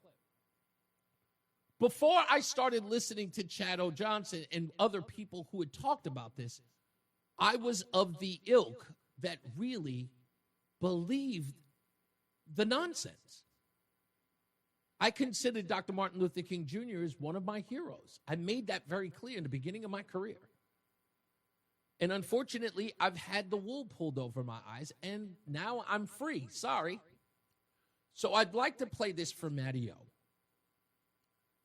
And the reason why I'm playing it is I want you to hear what he says at the end, Chad O. Jackson. And what Chad O. Jackson says at the end, Matt, is for you. because it speaks to a lot of people who do not want to talk about this truth about Dr. Martin Luther King Jr. My generation was robbed of something because of the civil rights movement. If you listen to what he's saying, you realize truly the embittering effect of it. In other words, he's saying things like, the Negro will never be free until justice rolls down like waters. Whenever he says that, he's not talking about biblical justice. He's talking about social justice, which is rooted in Marxism. The only way that the Negro will get ahead in America is through radical wealth redistribution. Economic power. If the Negro is to gain the economic security that he needs, one of the answers, it seems to me, is a guaranteed annual income. We need a universal income for all Negroes and poor people. He said this. He's literally touting Marxist rhetoric. He's talking about jobs and he's talking about housing, and he's instilling into blacks this mindset that my having a job and my having a house depends on legislation and what the government does. What's happening is this kind of transition of thought and mindset in the 1960s. And so this is a complete detachment from where blacks were in terms of casting down your bucket where you are. And so it was the rhetoric of King and his contingent that really instilled in blacks this idea of letting your hand off the proverbial plow, picking up your picket sign, and using that as a means of success. Now, he's not lying here, folks. You've seen it. That has been the mantra of the new civil rights movement, from Black Lives Matter to Al Sharpton to Jesse Jackson. Nothing to do with what? It's everything to do with government and industry giving, not people applying themselves. Marrying yourself and your fate and your dignity to the government, as opposed to the limbs that God gave you and the mind that God gave you to make your way in this world. 70+% of black children are growing up in single mother households. The crime is out of control, as you said earlier about what the MLK boulevards look like today.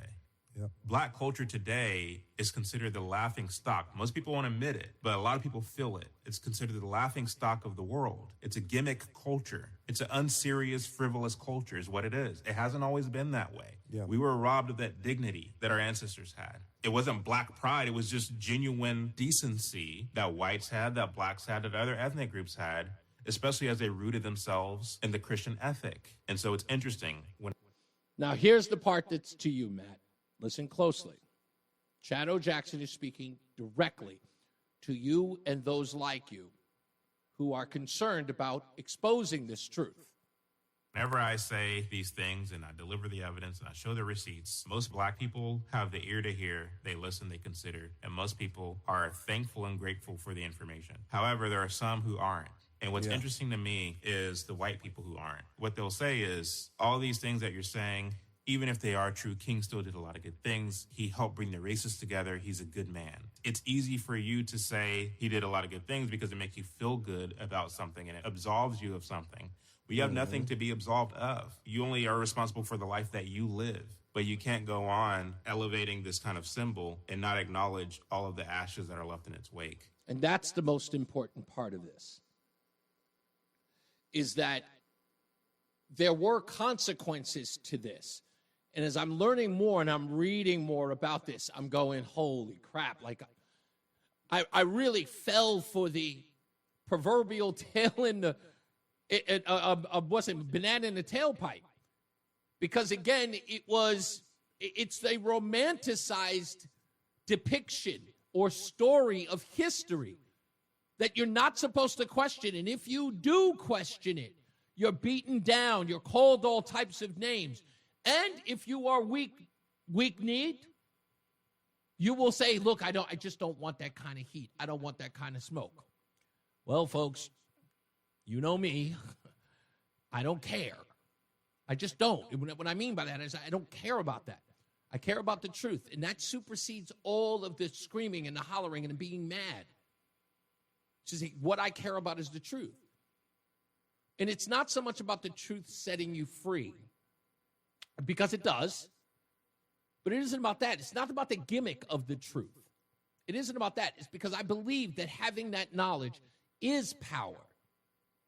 And I think it makes us all powerful. Now I see it. Now that I understand it, I know that the mission that I've been on in my entire life, the way in which I've been doing things, the way that my grandfather taught me, and recognizing that a man who lived in a time where we're supposed to believe he should have been lynched for starting his own business, for serving his community, for living his life, for buying a house, for moving into a community. Those things we're supposed to believe he wasn't allowed to do, but he did them anyway. Why? Why would he do that in a world that, again, was 100% against him, with redlining and racist tropes, just everything it is you heard? But my grandfather bought a home, and we lived in it for over 40 years. 40 years.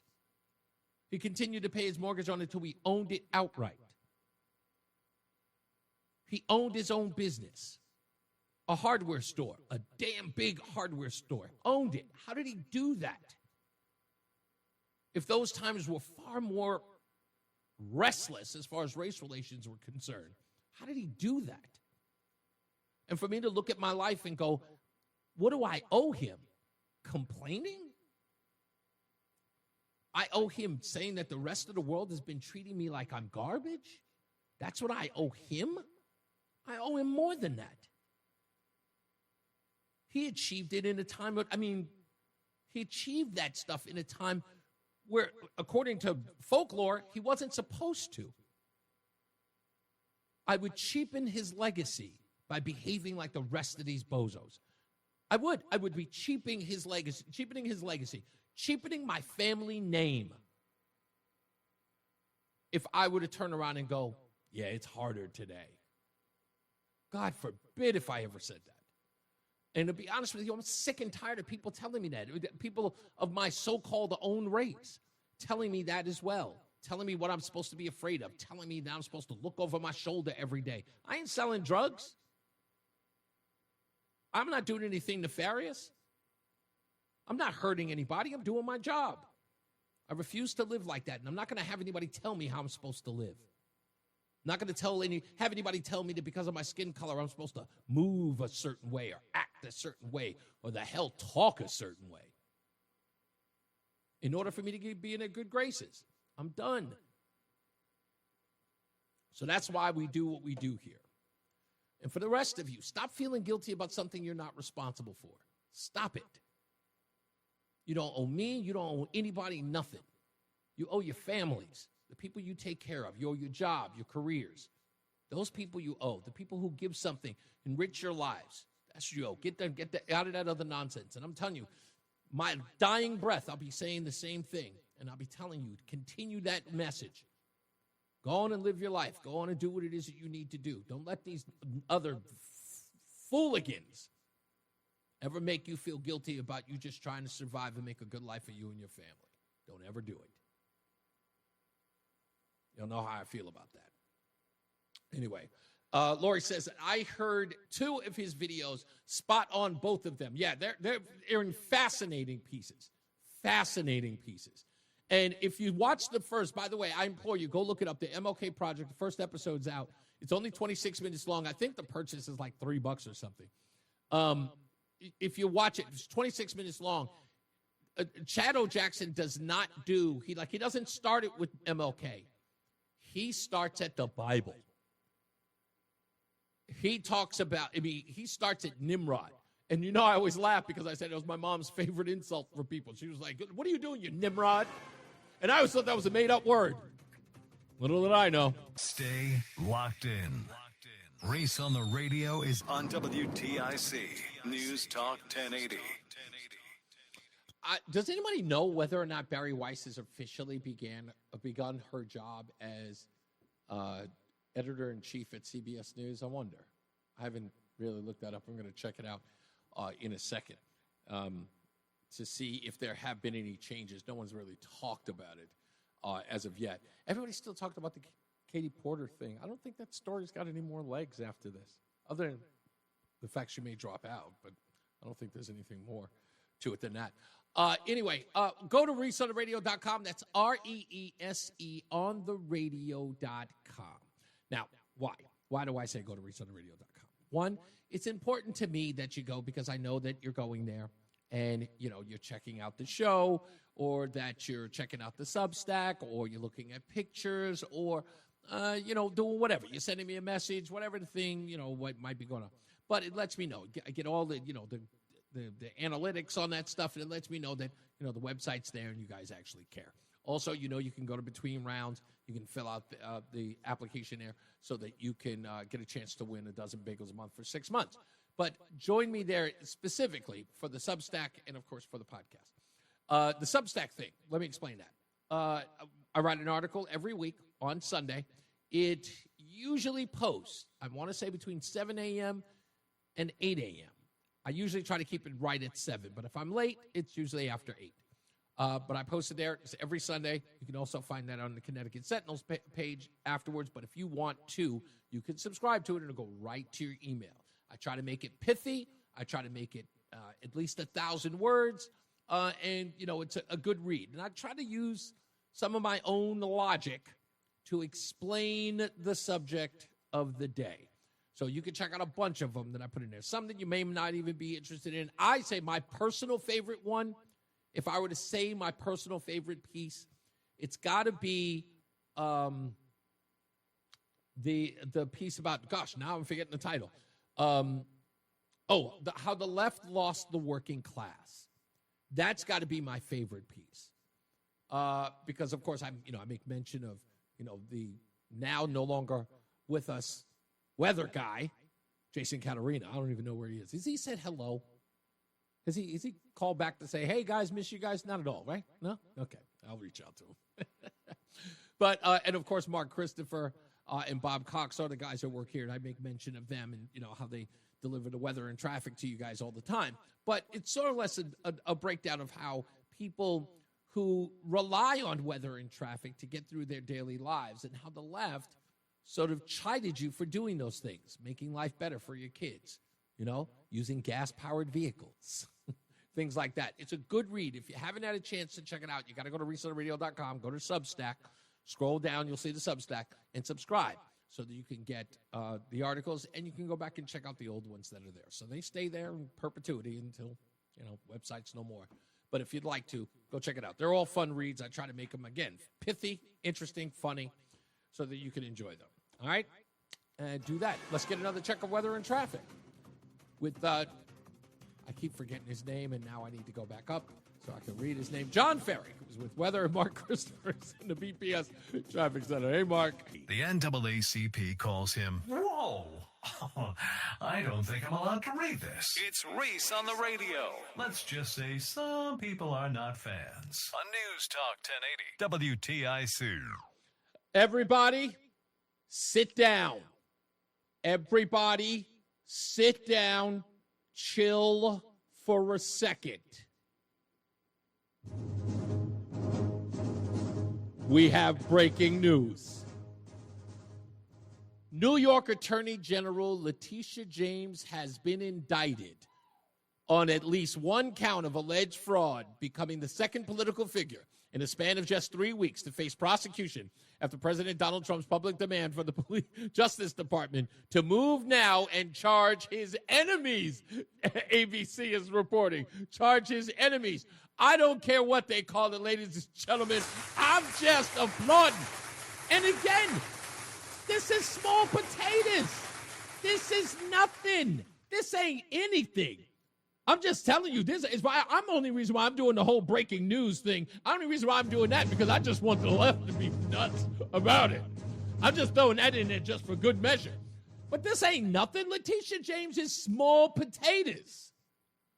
I told you the people I want the good stuff. This right here, this is an appetizer.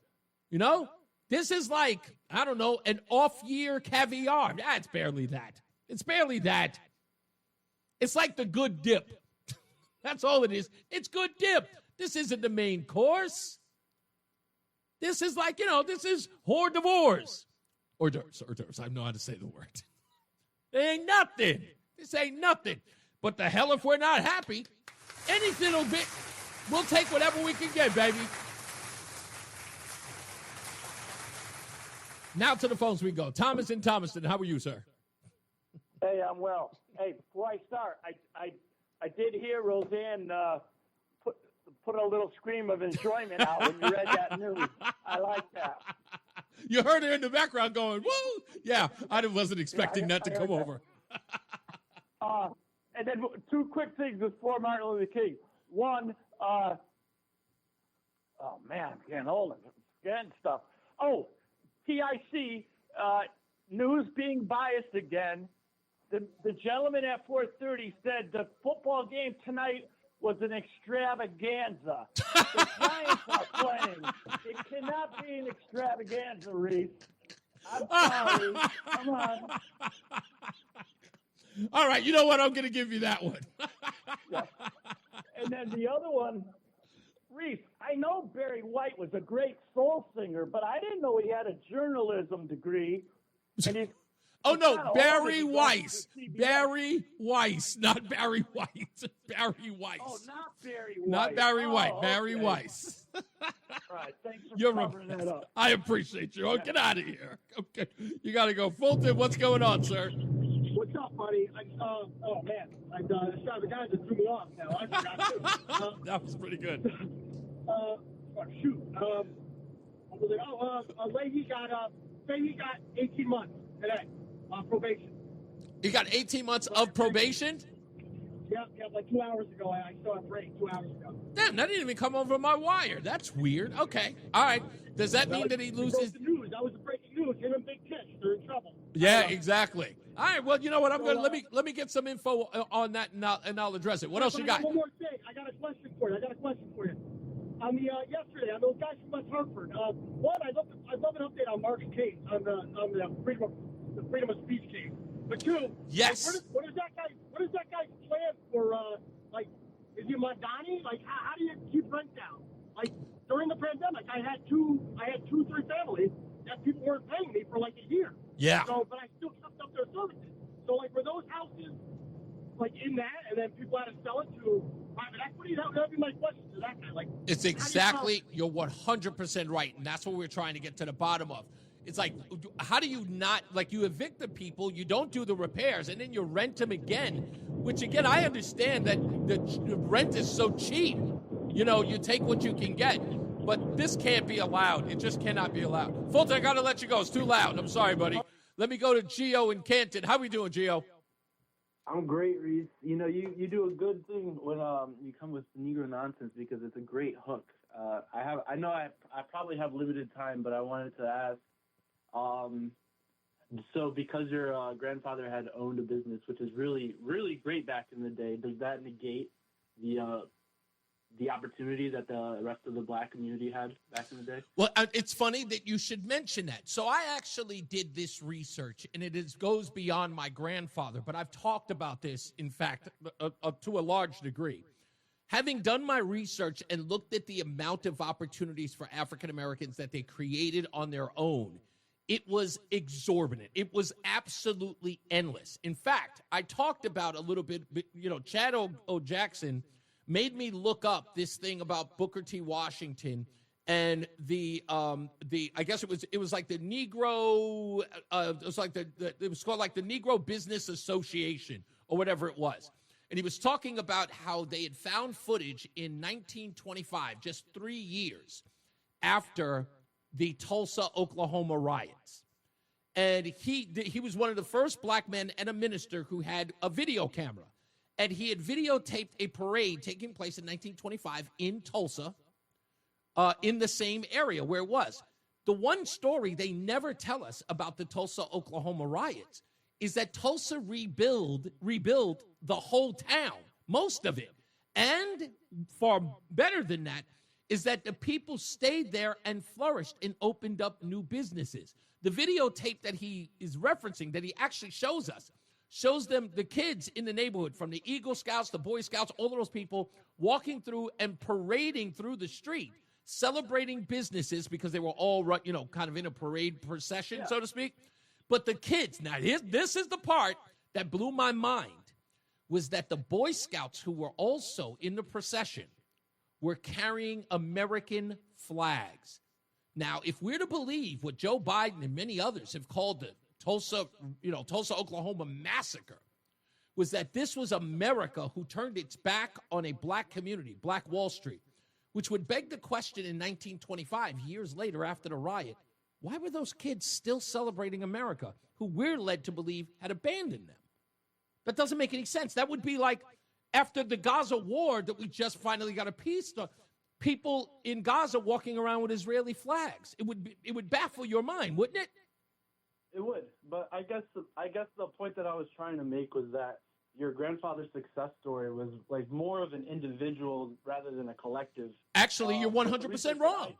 You're 100% wrong. Well, can I finish with my statistics really quickly? Yeah, and then sure. You can proceed from there. So, like, back in the 60s, 1969, with the U.S. Census Bureau, only 4% of the small businesses were minority-owned, which is like around like 360,000. And from that 4%, only 2% were actually black-owned. Okay. And that's in comparison to, like, I guess it was like 11%. What was the population? Population back in the day. That's completely small compared to. You're going to need the population number, Gio. You got to give me the population number. Give me the population. Well, I have a percentage of said population, and I was just comparing it to the population of. We also have to. Which owns 7 million. Well, let's try this on the overall population of white folks today, which is well over 215 to 220 million. How many of them own businesses? Oh, I would say a lot more than the black community would. Of course, but remember, we're talking about 215 to 220 million versus just under 50 million, right? The number's a percentage. And again, if we're looking at that percentage the right way, right, we are talking about what's one economic opportunity, what's also a part of culture. Many people just start businesses up out of nowhere. Whether or not we're counting businesses like I showed yesterday, people just putting a sign on their pickup truck, running a small business, one like my own, a moving company where in essence I had no brick and mortar. I had none until I actually moved to Texas and I actually had a brick and mortar, but I didn't operate out of a brick and mortar. I had a private business.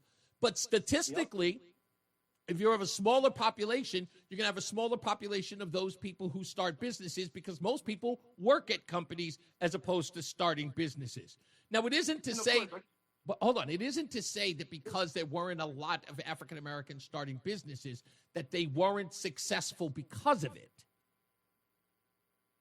Yeah, I would argue opportunity-wise with banks and stuff, with loans. What about banks then? Did they own banks in the 1950s? With the GI Bill, it was possible for everyone to get them, but not everyone is actually getting them. Right, but I think what you're trying to conflate here is the fact that because a lot of black people didn't own businesses, and it doesn't. You're saying like, what did you say? Did you say 4%? Is that what you suggested? Yeah, 4%. Yep. Okay. 4% in 1969. Yep. Yeah. Now, 4% of all business ownership was African American. No. 2% of the 4% minority-owned businesses. Okay, 2% of all minority businesses were African American owned. Okay, well, I would just ask the question: one, what was the population? Two, how many does that actually round out to, like actual businesses? I'll get the information. Can I have one more point before I go? I know you have limited time. No, you're good. I saw something crazy with Stephen Miller on CNN. Something about plenary something. Could you explain that to me by any chance? I don't know exactly what it was, but are you talking about the conversation he was having with the bald head gentleman on CNN that he was having this contentious argument with? He kind of froze up after he had said plenary action under like the U.S. Code 10 something. I have to look more into that. I have to as well because I know exactly what you're talking about, and I saved it on X, but I never got back to it.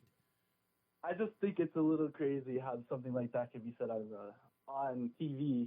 I don't know. I know I wouldn't like my president to have unlimited power unchecked under the U.S. Section Code 10, but...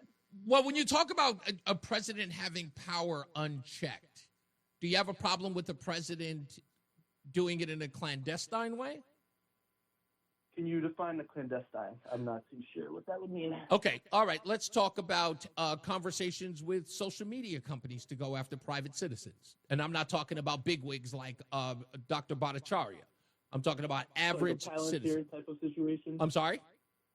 So like a Palantir type of situation? No, I'm talking about a personal account. Like, let's say it's yours. If you decided to have a conversation or to post, let's say you have thousands of viewers and you make comments about the vaccine that you find suspicious, or you make comments about COVID in general, about how the government's entered, and you find out in a clandestine way that the president of the United States, through the FBI or even through his own lackeys, are contacting social media and telling them to eliminate, if not close down, your account. Would you consider that? No, that's wrong. That's wrong. Joe Biden should not have done that during that time. Okay, so we But- know it to be true, right?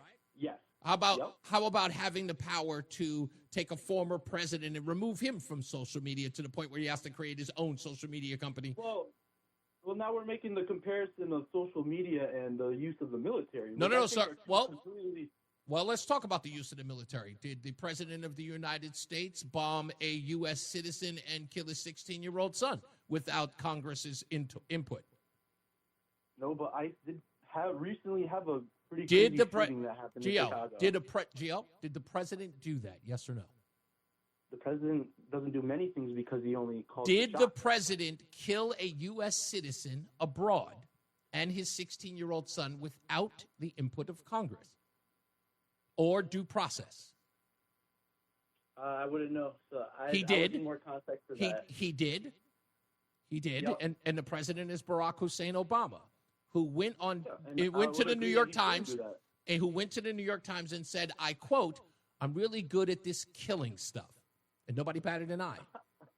Yeah, that's what he said, man. The same comments could be found with Trump saying that he could shoot someone and then nothing would Saying happen. something. See, that's what. See, again, this is my point, Gio. What you're talking about is what Donald Trump said, and as the constitutional right of free speech, you have a problem with him saying something. Here I am telling you that somebody did something. They killed a U.S. citizen without due process, and you compared it to a guy saying stuff. So, like Stephen Miller. No. Nobody died when Donald Trump said stuff. Somebody died when Barack Obama did stuff.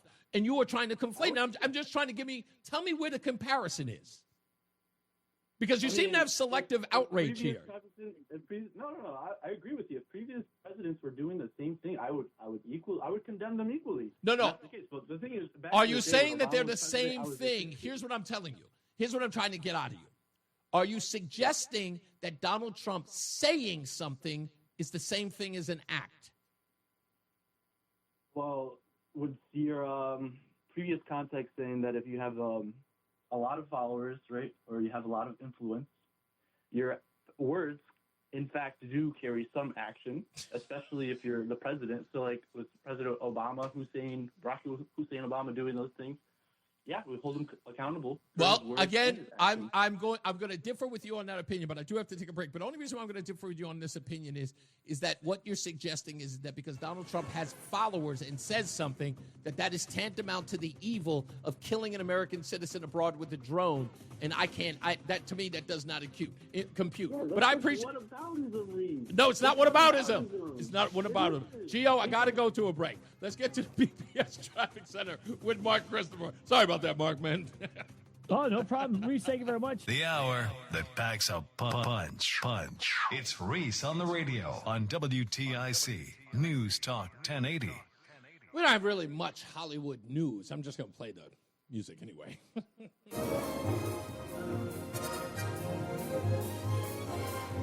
It's Hollywood News with your correspondent, Reese on the radio. All the glitz and all the glamour. It's Hollywood News. There are a couple of movies, actually, that are being released today. They've got Netflix. By the way, I don't know if anybody is really paying attention to this Netflix cancellation thing, but the story's already gone. NFL star Saquon Barkley has a documentary that's come out on Amazon. John Candy, I Like Me, the documentary's coming out today. I love John Candy in the 80s. I loved him in Planes, Trains, and Automobile. That is such a great movie. And I will admit that there are some points in that movie that kind of made me cry. Just it's in that line where he says, I like me, when he's staring down Steve Martin, and Steve Martin is like completely berating him because he's an uptight, suburbanite. And John Candy is kind of a over-the-top, rambunctious kind of guy. But when John Candy gives that monologue in the hotel room talking about, I like me, it's heart-crushing when he says that. And John Candy just knew how to deliver that. So, yeah, Uncle Buck, just knows how to deliver that. So I'm going to watch that tonight. Can't wait. It is. And it says, according to the description, a heartfelt look at the life and legacy of comedian John Candy, told through stories of friends and families and collaborators. And, yeah, he was a good guy and just a good guy as far as movies were concerned. Uncle Buck is a good movie, too. What was the other one? The Great Outdoors? I think that's what that one was called with Dan Aykroyd. Yes. Those aren't pillows. He had, I've seen a lot of movies with John Candy. Now that I think about it. Oh, I'm sorry. I'm going to say something mean. You know who I always thought was a John Candy knockoff? Louis Anderson. Louis Anderson was funny, but I always kind of felt like Louis Anderson was getting John Candy scraps. Let's get a check of weather and traffic. We got John Ferrick with weather and Mark Christopher in the BPS Traffic Center. Did you like John Candy at all, Mark? You're not going to believe this. Yeah. I've seen planes, trains, and automobiles. No, I got to applaud times, you. I've got to applaud you. And I've seen Uncle Buck many times. Now, I will tell you this. Do you want to know why I know Planes, Trains, and Automobiles? I think I know you watched it. Because it is a Thanksgiving movie, and it seems like a movie. Yes, like It's a Wonderful Life. Trying to get home for Thanksgiving. That's exactly why, and I think that's the reason why a lot of people have seen it. It's just that movie. John Candy, the shower ring salesman. That's right. Remember, that's what he sold, shower rings. It was one of the movies that didn't involve kids, directed by John Hughes. Wow. Yep. One of my favorite scenes of that movie was when Steve Martin was at the counter trying to get a my God, with Edie McClure. With Edie McClure. Oh, that's the best scene in the movie. I love that movie. How can I help you, sir? Oh, my God. Great stuff. So, see, I actually saw a couple of movies. You know what? I got to go back. Years. That's what it is. I got to keep you in the 80s and 70s. I think that's when I had time to watch movies. Hey, it's Reese on the radio on News Talk 1080 WTIC. Interestingly enough, thinking about planes, trains, and automobiles, Mark Christopher mentioned the Edie McClure scene at the car rental place. I can't believe that line. You can never, ever play it because there's just so many. He says the F word so many times, but it is hilarious. It's the best. It's the best. Edie McClure is fantastic in that scene. But another line in that movie that is a small scene and a throwaway still crushes me every time I see it. And it's when they're in the back of that pickup truck and they're in the snow and it's absolutely freezing. And I don't know who delivers the line, but I know the line. And he goes, "What do you think the temperature is?" And the answer, the response is, about 1. Best line in that scene is the temperature, 1. Because it's not even a temperature, but I don't know why, but it makes me laugh every time I think about it and every time I see it. And every time I play it in front of someone, they go, "You thought that was funny?" I'm like, that's hilarious. It's a great scene. I love the numbers are funny. They can be.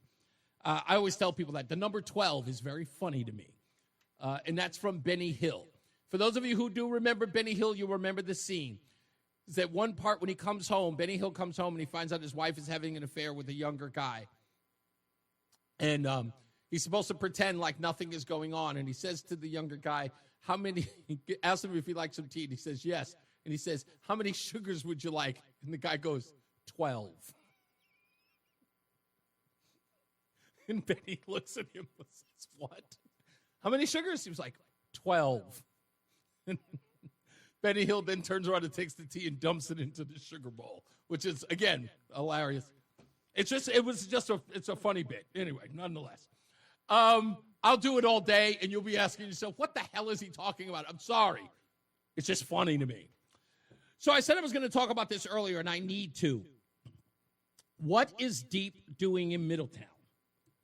Well, if you haven't heard, they promised this revolutionary trash program that's supposed to slash waste, save money, and save the planet. And people always fall for that because they don't just sell it to you with those ideas. They always tell you that it's a must and it has to be done. So the people in Middletown did it. And they did this program. It was called the Save As You Throw program, or SAYT. It's also a pay-as-you-throw program, which was kicked off in 2024. Now, here was the goal.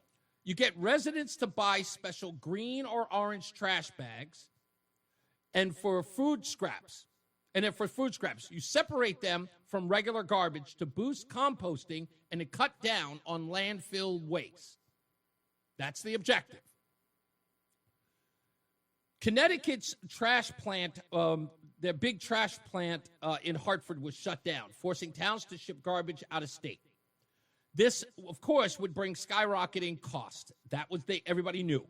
The state's Department of Energy and Environmental Protection, or DEEP, threw in grants to make this happen, partnering with Waste Zero, a company that consults on these programs and sells the bags.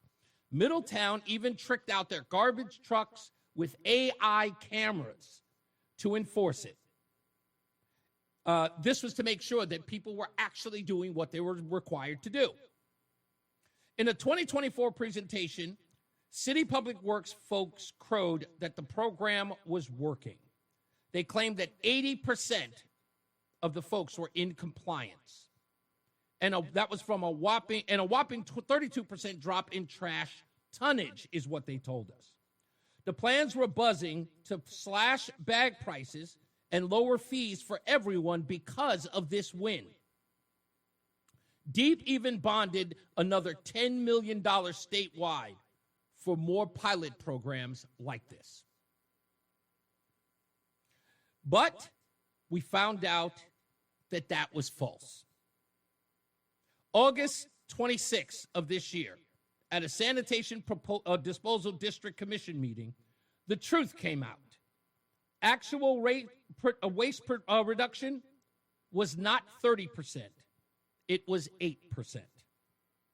And in October this year, they found out that there was no free ride, and they were staring down a 30% hike in residential and commercial fees just to cover the hauler costs that kept climbing. They said the red flags were waving long before. In fact, they saw it as early as February and April.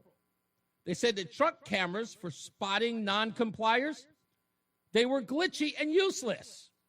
And as for the Waste Zero bags, they became pricey and hard to find. Some say low quality even.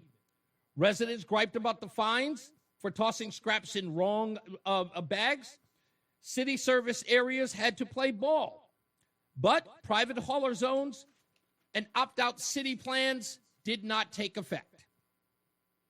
One resident at the April meeting called the potential flop a disgrace for the city. Another one blasted it, saying that Waste Zero may have profited at the expense of the city and its residents.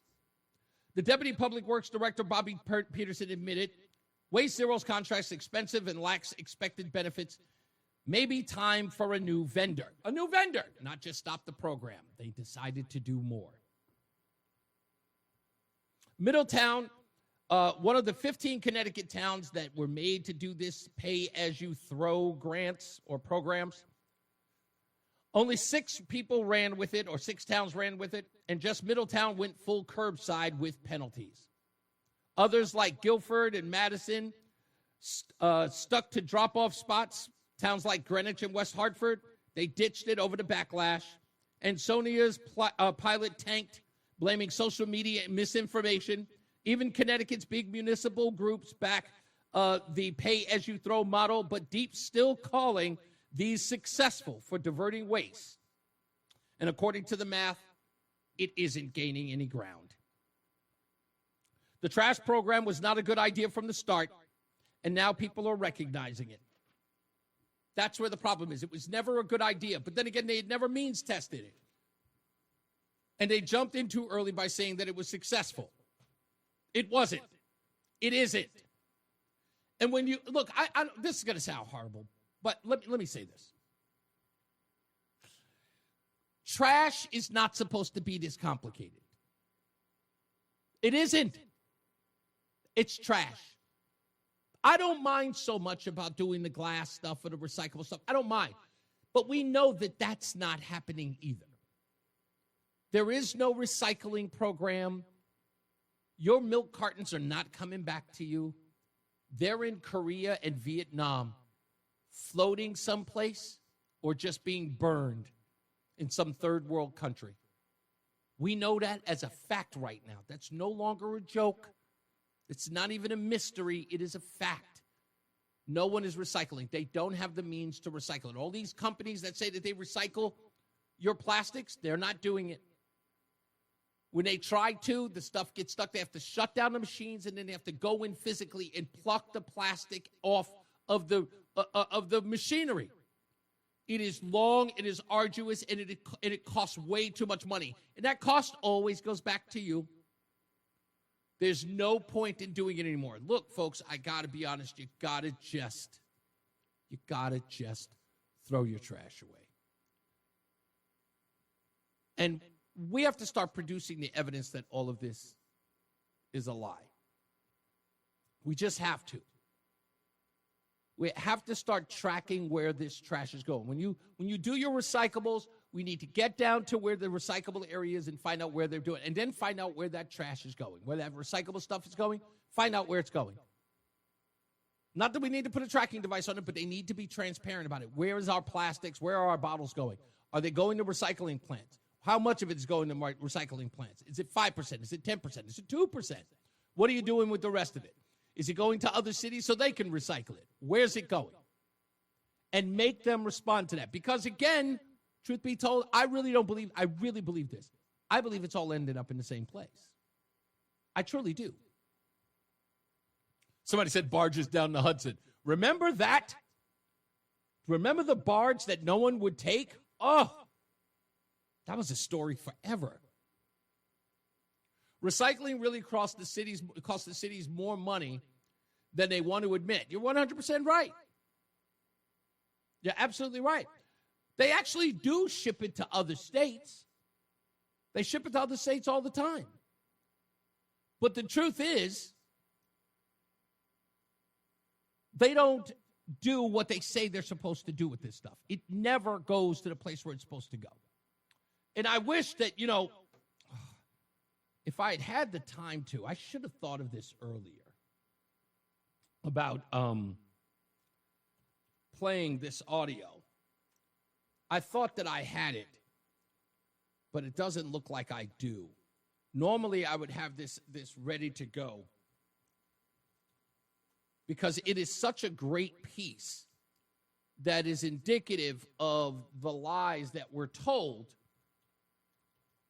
about this stuff. And I'm looking to see if I have it in my database because I know that I had it a long time ago with John Stossel, who was, he was walking around the city asking people about the environment. Now, this is the piece he did on Judith Curry. I don't think this is the one. It's only a couple of, it's like 6 minutes and 24, it's like 6 minutes, 24 seconds long. This one's really, really long. But he did one. I'll see if I can find it during the break. Because it's really, really a good piece that shows that none of this stuff is ending up in places that it gets burned. In fact, there was one guy in the piece of the documentary where he's in the pile of plastic. And as he's going through the pile of plastic, he grabs something and he picks it up and he looks at it. And I want to say he's in Vietnam or in Korea or something like that. I know he's in a third world country. That's all I can say. Anyway, he picks it up and he looks at it, and it's from Ohio. That was the part that blew me away. I was like, so, and all of these environmentalists who like, screaming and hollering. I was like, no, we got to save the environment. That's not what's being done at all. At all. Tell Yuri to stay on the line because we're going to go to a break in a second. I'll be happy to take his phone call on the other side if he's willing to wait. Tomorrow, I've got to talk about the Milford Democrat Town Committee. Wow, these town committees, they are really revving it up now with this rhetoric. Like some of the stuff that these town committee folks are saying. I mean, just like out in the public, people being called Nazis and bootlickers. Like, for real? Now, I don't have a problem with people's free speech, but are we really? Like, is that how we're engaging with the opposite side? You know, Greg Gutfeld said this the other day on the 5, which I thought was pretty interesting. You know, I say that the immigrants pictured with Ned Lamont on Monday trying to celebrate health care for illegals, I say they have type 2 diabetes, and I'm called a bigot. But an adult, full-grown adult, gets in a committee hearing calling her opposition Nazi bootlickers nothing. I mean, all I said was saying somebody had type 2 diabetes, but I never called anybody a fascist. I never called anybody a bootlicker. I never went that far. I've called them dumb. I called them lazy. I've called them plenty of things. But I've never called anybody a fascist. So goes that. All right, we'll take a break. We'll come back. We'll do what we do. And we'll get this show wrapped up. The Odyssey app lets you jump back to the moments you missed from WTIC News Talk 1080. Download the free Odyssey app, search WTIC News Talk 1080, and tap earlier today to get started. And I want to say congratulations to the Trump administration, as I did in the beginning, for, as you heard in the top of the hour news, or the bottom of the hour news, about peace talks in Gaza and with Israel. So, you know, congratulations are in order, and we hope that we see the hostages freed on Monday or Tuesday, as the president suggests. It is a win for all of those folks in that region, and the possibility of peace is something that we should all look forward to. I'm looking forward to it. And again, I don't care what all of the other rhetoric is. I'm hoping that it's a win for everybody, and folks who are looking for their loved ones are hoping to get them back. So maybe that will happen. When we come back, I'll play this clip because I found it. It's called "Even Greenpeace Says Most Plastics Simply Cannot Be Recycled." I'll play that when we get back so we can get over this nonsense. People know that the plastic's not being recycled. It's a joke. Excuse me. Rollo writes, Reese, in your recent conversation with a listener, you criticized Obama and criticized Trump for inappropriate statements. This kind of ridiculous argument goes on all the time. I'm not sure that I said anything about Obama's statements. I said Obama said, I'm really good at this killing stuff in an interview with the New York Times. I didn't criticize his statement. I said that he said it, and no one took issue with it. I'm really good at this killing stuff, and nobody thought that rhetoric was inflammatory. Donald Trump said, my poll numbers are so good that I could shoot a guy on Fifth Avenue and he wouldn't. When he was talking about how many people were loyal to him as far as his voters were concerned, saying, I'm so loyal that I could do the most egregious thing and people would still support me. And now people are suggesting that Donald Trump said, I could shoot a guy, which he never said. Okay? So I wish, it's not, I try not to get insulted. But you guys know that I know this stuff. Please stop playing me like you're the guys who don't know this stuff. You're the guys who are inept here, not me. I know what was said. It's my job to know. So please stop talking to me like you folks, you're the aficionados here. That's my job. You don't even know what you're talking about. Okay? I keep the clips. I'm the one who downloads the clips. I'm the one who plays the clips. I know them I know them better than my anniversary. Anyway. That kind of ridiculous argument goes on all the time. Just justifying the inappropriateness. I don't care about inappropriateness. Stop with the whining. Inappropriate. Shut up. You sound like a bunch of babies. Grow up. When did you guys, I understand. Look, I was raised by my mama too, but I didn't take her characteristics. He said things. I'm harmed. Shut up. You bore me with that nonsense. Men. Grow a spine. Jeez. Let's get another check of weather and traffic. I hope it doesn't offend you. There might be traffic out there. Try not to lose it. Mark Christopher's in the BPS Traffic Center. Mark, be easy with him. All right, I'll try my best. Gentle hands here, gentle hands. What's up, everybody? You know who it is. You know who it is. You know who it is. It's Reese on the radio. Frederick Douglass of the 21st century. It's WTIC News Talk 1080. Yeah, it's just got to be. It's just got to be said. This show is not for. It ain't for everybody. It can't be. It just can't be. The soft soap and the dudes made of fluff and all that other stuff. I can't, and I won't be distracted by it. If you're faint and you can't and your feelings are always hurt, you gotta go. Just gotta go. And I get it. I know there's a part of the addiction because the part of it is it's just like, but I really love this show, but I just wish it'd be nicer. No. Like big giant letter F. No. It's just that simple. No. I refuse. I'm not a mean person. I know I'm not. I know what's in my heart. I'm not going to be told or dictated by anybody what type of person I am. I'm good. I'm a good guy. And I will continue to be a good guy. Let me play this real quick before I get to Yuri. The economics have just gotten worse. Now, my city would save more than $300 million a year if it just stopped recycling. Recycling is an industry that's using increasingly expensive labor to produce materials that are worth less and less. Because it's not worth recycling here, much is shipped overseas to countries like Malaysia, where it's just piled up. A vast field of plastic 2 stories high. Some of it from America. See if we can look on the back here. Marysville, Ohio. See? Again, like I said, and that video is 2 years old. So when I tell you, again, this is my job. 2 years old, I remember exactly where the piece was and the fact that it was from Ohio. Right? Always confirm with the facts. That's what we do here. Okay? It goes to third world countries. The plastic is not going anywhere. It's not being recycled. You are not going to get your Palmolive bottle back. It ain't happening. Okay? So please, let's just stop it with the nonsense. By the way, I want to give a round of applause to my producer, Emmy Award winning, who did the job that I couldn't do.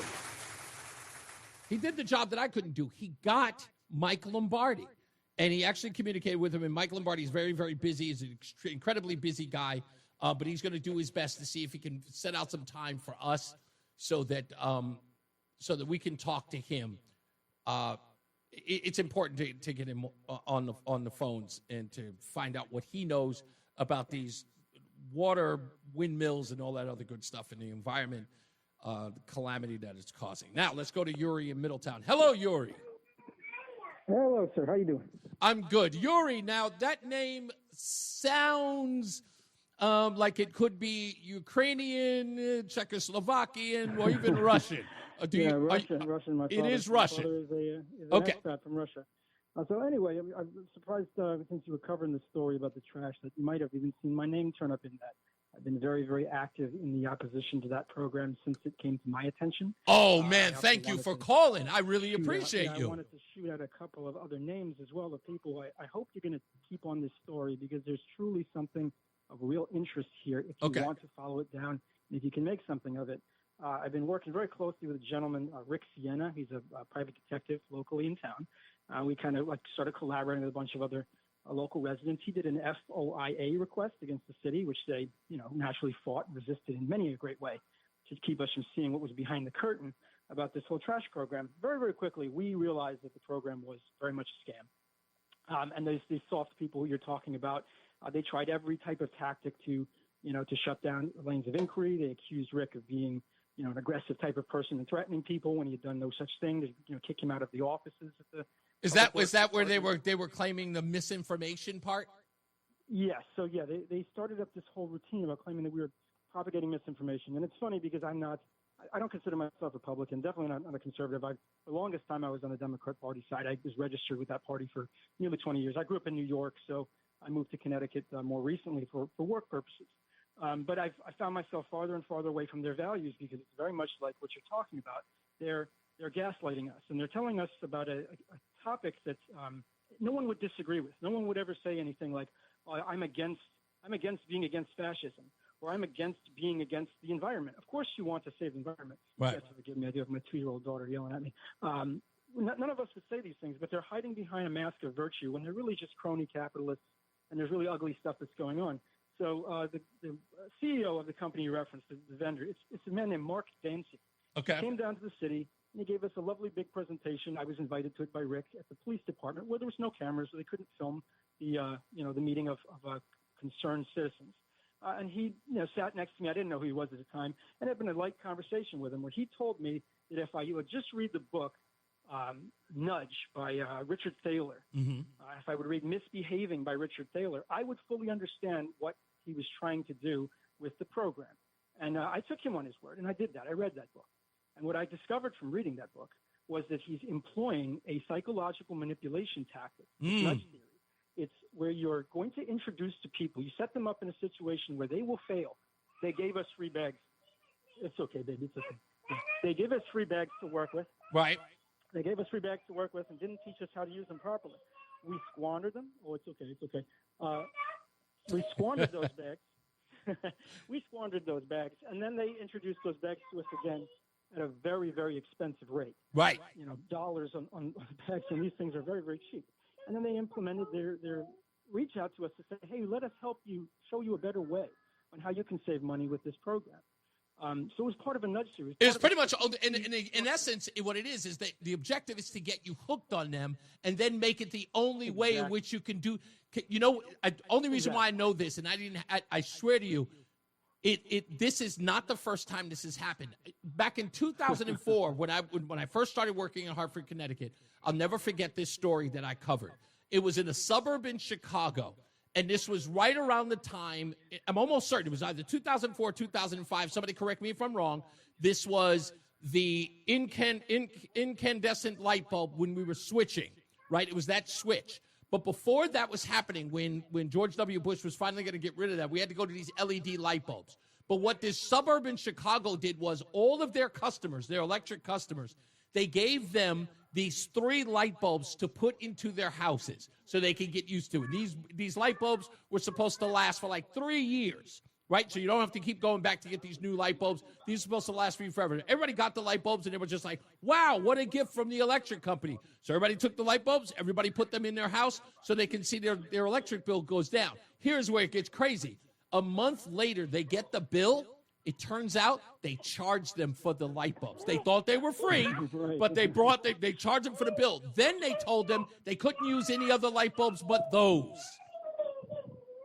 Oh, I'm sorry, sweetheart. I'm sorry. All right. I hear you. I just use very, very volatile type. That's okay. It's a shame that I don't have more time to talk to. That's okay. Listen, Yuri. Yuri, here's what I'm going to do. Yuri, before you say anything else, listen, go take care of your daughter. That's important. I'm copying your number right now. I'm going to call you off the air, and I'm going to get some more information on this. Which, like I said, when I read it, I was saying, like, this is a program. One, not only did they expand it, but they lied to folks. So what are they doing about it now? And they're saying, oh, we're just going to move the program around. It's just shuffling the deck chairs on the Titanic, as government always does. So I kind of wanted to address this, and I want to go a little bit further. This is something that we can address and we can fix. Yeah, they were deeply aware that it was a broken program, and Rick and I have proof that the then sustainability coordinator, Kim O'Rourke, had a direct relationship with Waste Zero, and they actually helped her write the grant request, knowing that they were going to be the ones to receive the money when it did flow down in their direction. They were spending thousands of dollars per month on something called community champions. Yeah. Paid actors. People were paid to support the program, show up at meetings and say how great it was, how they were saving money. These people were being compensated. It was great. It was AstroTurf support. It was inauthentic. It was just an unbelievable mess. We saw through it right at the beginning. I need to sit. I need to sit on the phone with you and get so much of this information. I will get it to you. Go tend to your daughter, man, because she needs daddy. So I totally understand. Go ahead, boss man. Right, thank you so much for calling. I appreciate you. Let's take a couple more before we get up out of here. Somebody wrote something in the chat room. Let me read. Zach said, he said, it must be nice to be on the left and be able to worry about someone saying something inappropriate instead of people on the right having to literally worry about being attacked physically because you don't follow the delusion. Unfortunately, people on the right have to worry about sending their child to school and the second that they walk out that door, they will be handed a library book graphically depicting sexual acts and being told that if they go as so far as to say that they like the color purple, their son is actually a daughter. And then they have to worry about the school filing a report with DCF and claiming abuse because they don't feed into such illusion. I need to continue. No, you don't need to continue. I totally appreciate that. Someone said that I'm trying to be a bully here. I'm not. Look, if it gets old with you that I actually have to tell people to stop being rude and disrespectful and talking this nonsense about that, if that affects you in some sort of way, look, I take those L's.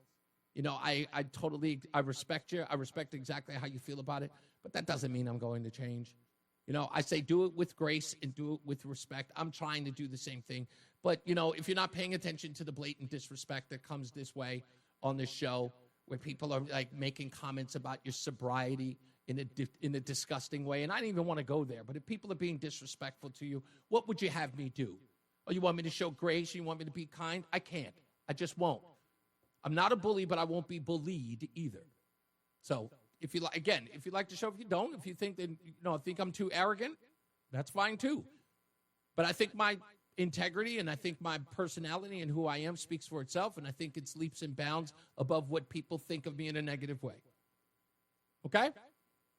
It's as simple as that. And God bless you. God bless you. Let's go to Fred in Middletown. How are you, sir? Hey, I'm good, and you set me up perfectly because I'm calling to talk about you. I got two words for you. One is iconoclast. You know what that is? Yes, sir. Okay, well, that's your middle name, one who attacks cherished beliefs as shams, radical. And the other, it just occurred to me when I said that I used the Negro nonsense to communicate what your show is about. You are a all capitals blasphemer with infinite exclamation points. Blaspheme, dude. I know it. And look, I know it. And you know what it is? I'll tell you this much, Fred, and I don't tell people enough about this because I'm not one of these soy boys that's always complaining about my trauma. I don't do it. But there is a truth behind this. As a kid, I tell the story about Cornflake. And as a kid, I was bullied. Bullied. I got jumped by like 9 kids one day who got me onto the ground and kicked me and beat me to the point where I could barely walk. I got bullied a lot as a child. And I was scared of my own shadow. My mom was very... Terrorized comes to mind. Yeah. And again, yes, my mom was very physically abusive. She beat me with things like 2x4s. And I dealt with that my entire life. And you know what? As I got older and I decided that I finally was going to stand up for what I believe in, I used to let people bully me and for what I believed or things that I knew weren't true. And then I had the ultimate challenge where you get accused of something that you know you didn't do, but nobody will listen to you and they would rather beat you down and destroy your life. And I refuse to go back.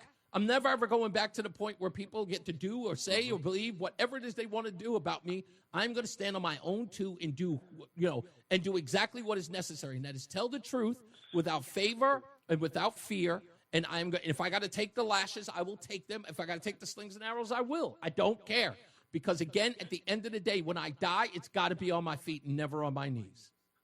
Well, and to use a baseball analogy, you're not going down looking, you're swinging. And if I might throw an axiom from biology, I'm so glad I happened to tune in to hear you drop the hammer on the ever-palindromic Bob there. Oh, my God. What a horrible call, horrible voice, horrible everything. The principle is, regarding the health of an organism, that elimination is as important to health as assimilation or digestion or respiration. You don't eliminate, you die, man. That's constipation. I couldn't figure out why his call was good forever with Tom. And well, no, I don't look. I don't want to speak of the past or anything like that. But again, like I just said, it's like at this particular point. You leave that to the vulgar caller. Yeah. Like I said, I played nice for a long time, and now I think people say, "Oh, he's a nice guy. Let me just be abusive. I'm done." So turning the page. You can only serve one master. All right, let me get out of here. Thank you, man. I appreciate you. Time for me to go, folks. I'm sorry. It is at the end of the show. Tomorrow, like I said, we'll get into this town council that's spewing this stuff. We got audio for it, so we'll play that for you as well. This is actually this is desperate, what I'm seeing here. by these people calling everybody a Nazi who disagrees with them. And this is, this is something that's got to stop and it's got to be addressed. But we'll get to that. You guys have a wonderful night. As I always say, radio is free.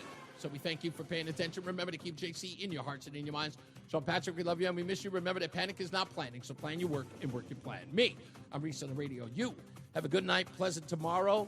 And we'll see you back here mañana. Mark Christopher is getting you home. He's in the BPS Traffic Center. Good night, sir.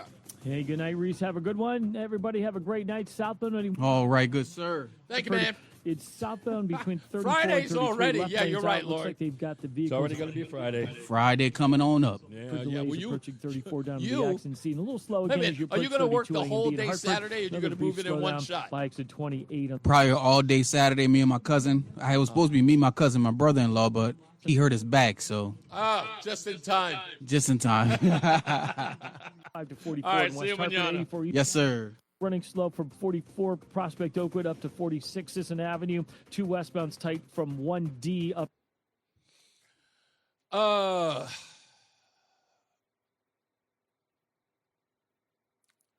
Blah, blah, blah, blah, blah.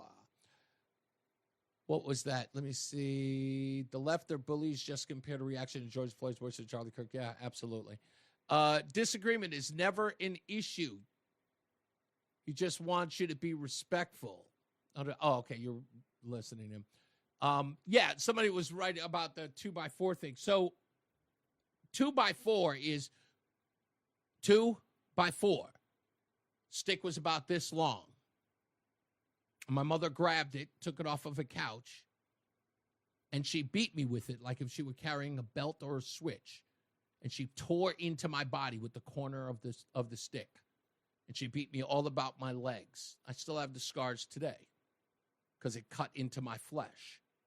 And she was beating me about it. I didn't tell you the dirty part because there is a dirty part to this story. The reason why my mother beat me for an hour with that 2x4 was because I took $1.80 from a brass piggy bank because she had left for work and forgot to give me bus fare so I could take my brother to his babysitter and I can go to school. And because I couldn't reach her and there was no such thing as a cell phone, she had already gone, I needed to take the bus. And so I took the money out of the piggy bank. When she found out about it, she accused me of stealing from her. That's why she beat me. So, yeah, I dealt with a lot of abuse in my life, but it made me. And I never, ever held anything against my mother about it. I don't bring it up. It's like, remember that time when you beat me? Nope. I don't deal with any trauma. I'm not traumatized by it. I don't go back to it. I don't wake up in a cold sweat. It's a fabric of my life. A lot of bad things happened to me from my homeless time to, when bullies beat me up, being disrespected, abused, all of it. It's part of my growing up. That's why with no due respect, I look at the rest of these folks screaming and hollering about stuff that they're annoyed about what they get outraged about. Somebody called me a name. Somebody said something I didn't like. Someone called an immigrant fat. So what? So what? I look at all of that and I say, really? Like I'm supposed to change the way I look at the world because you got offended about words? That now those things are the ones that are like crushing words somebody posted on a Facebook page you had no business on other than to antagonize and to attack? Because I said something on the radio that you didn't like, that you think that for some odd reason you should stop the world so that somebody can pat you or give you a hug or make you feel special? And then you wonder why I turn around and look at you and say, no, thank you. I don't do that because of the abuse that I dealt with. I do it because I know what abuse is. I know what oppressive behavior is. I know what it's like to be silenced. I know what it's like to be ignored. What you're whining about is nowhere near that. Ever. You folks scream about slavery. You have no idea what people have dealt with in their life. So please, with all due respect on my show, it just isn't going to fly. Call me callous, call me cold. I don't care. I've had enough in my life to deal with it. I came out on the other side, and I am joyful. I have grace. I have absolute pride And I love what I do, and I love the people that I get to do it for. So if you want to make it about you, please go do it somewhere else. And if it's callous to say I don't care, I don't. I just want you to enjoy the show. Just do that. And if you can't, then go. Okay? Maybe my show isn't for you. You guys be good to each other.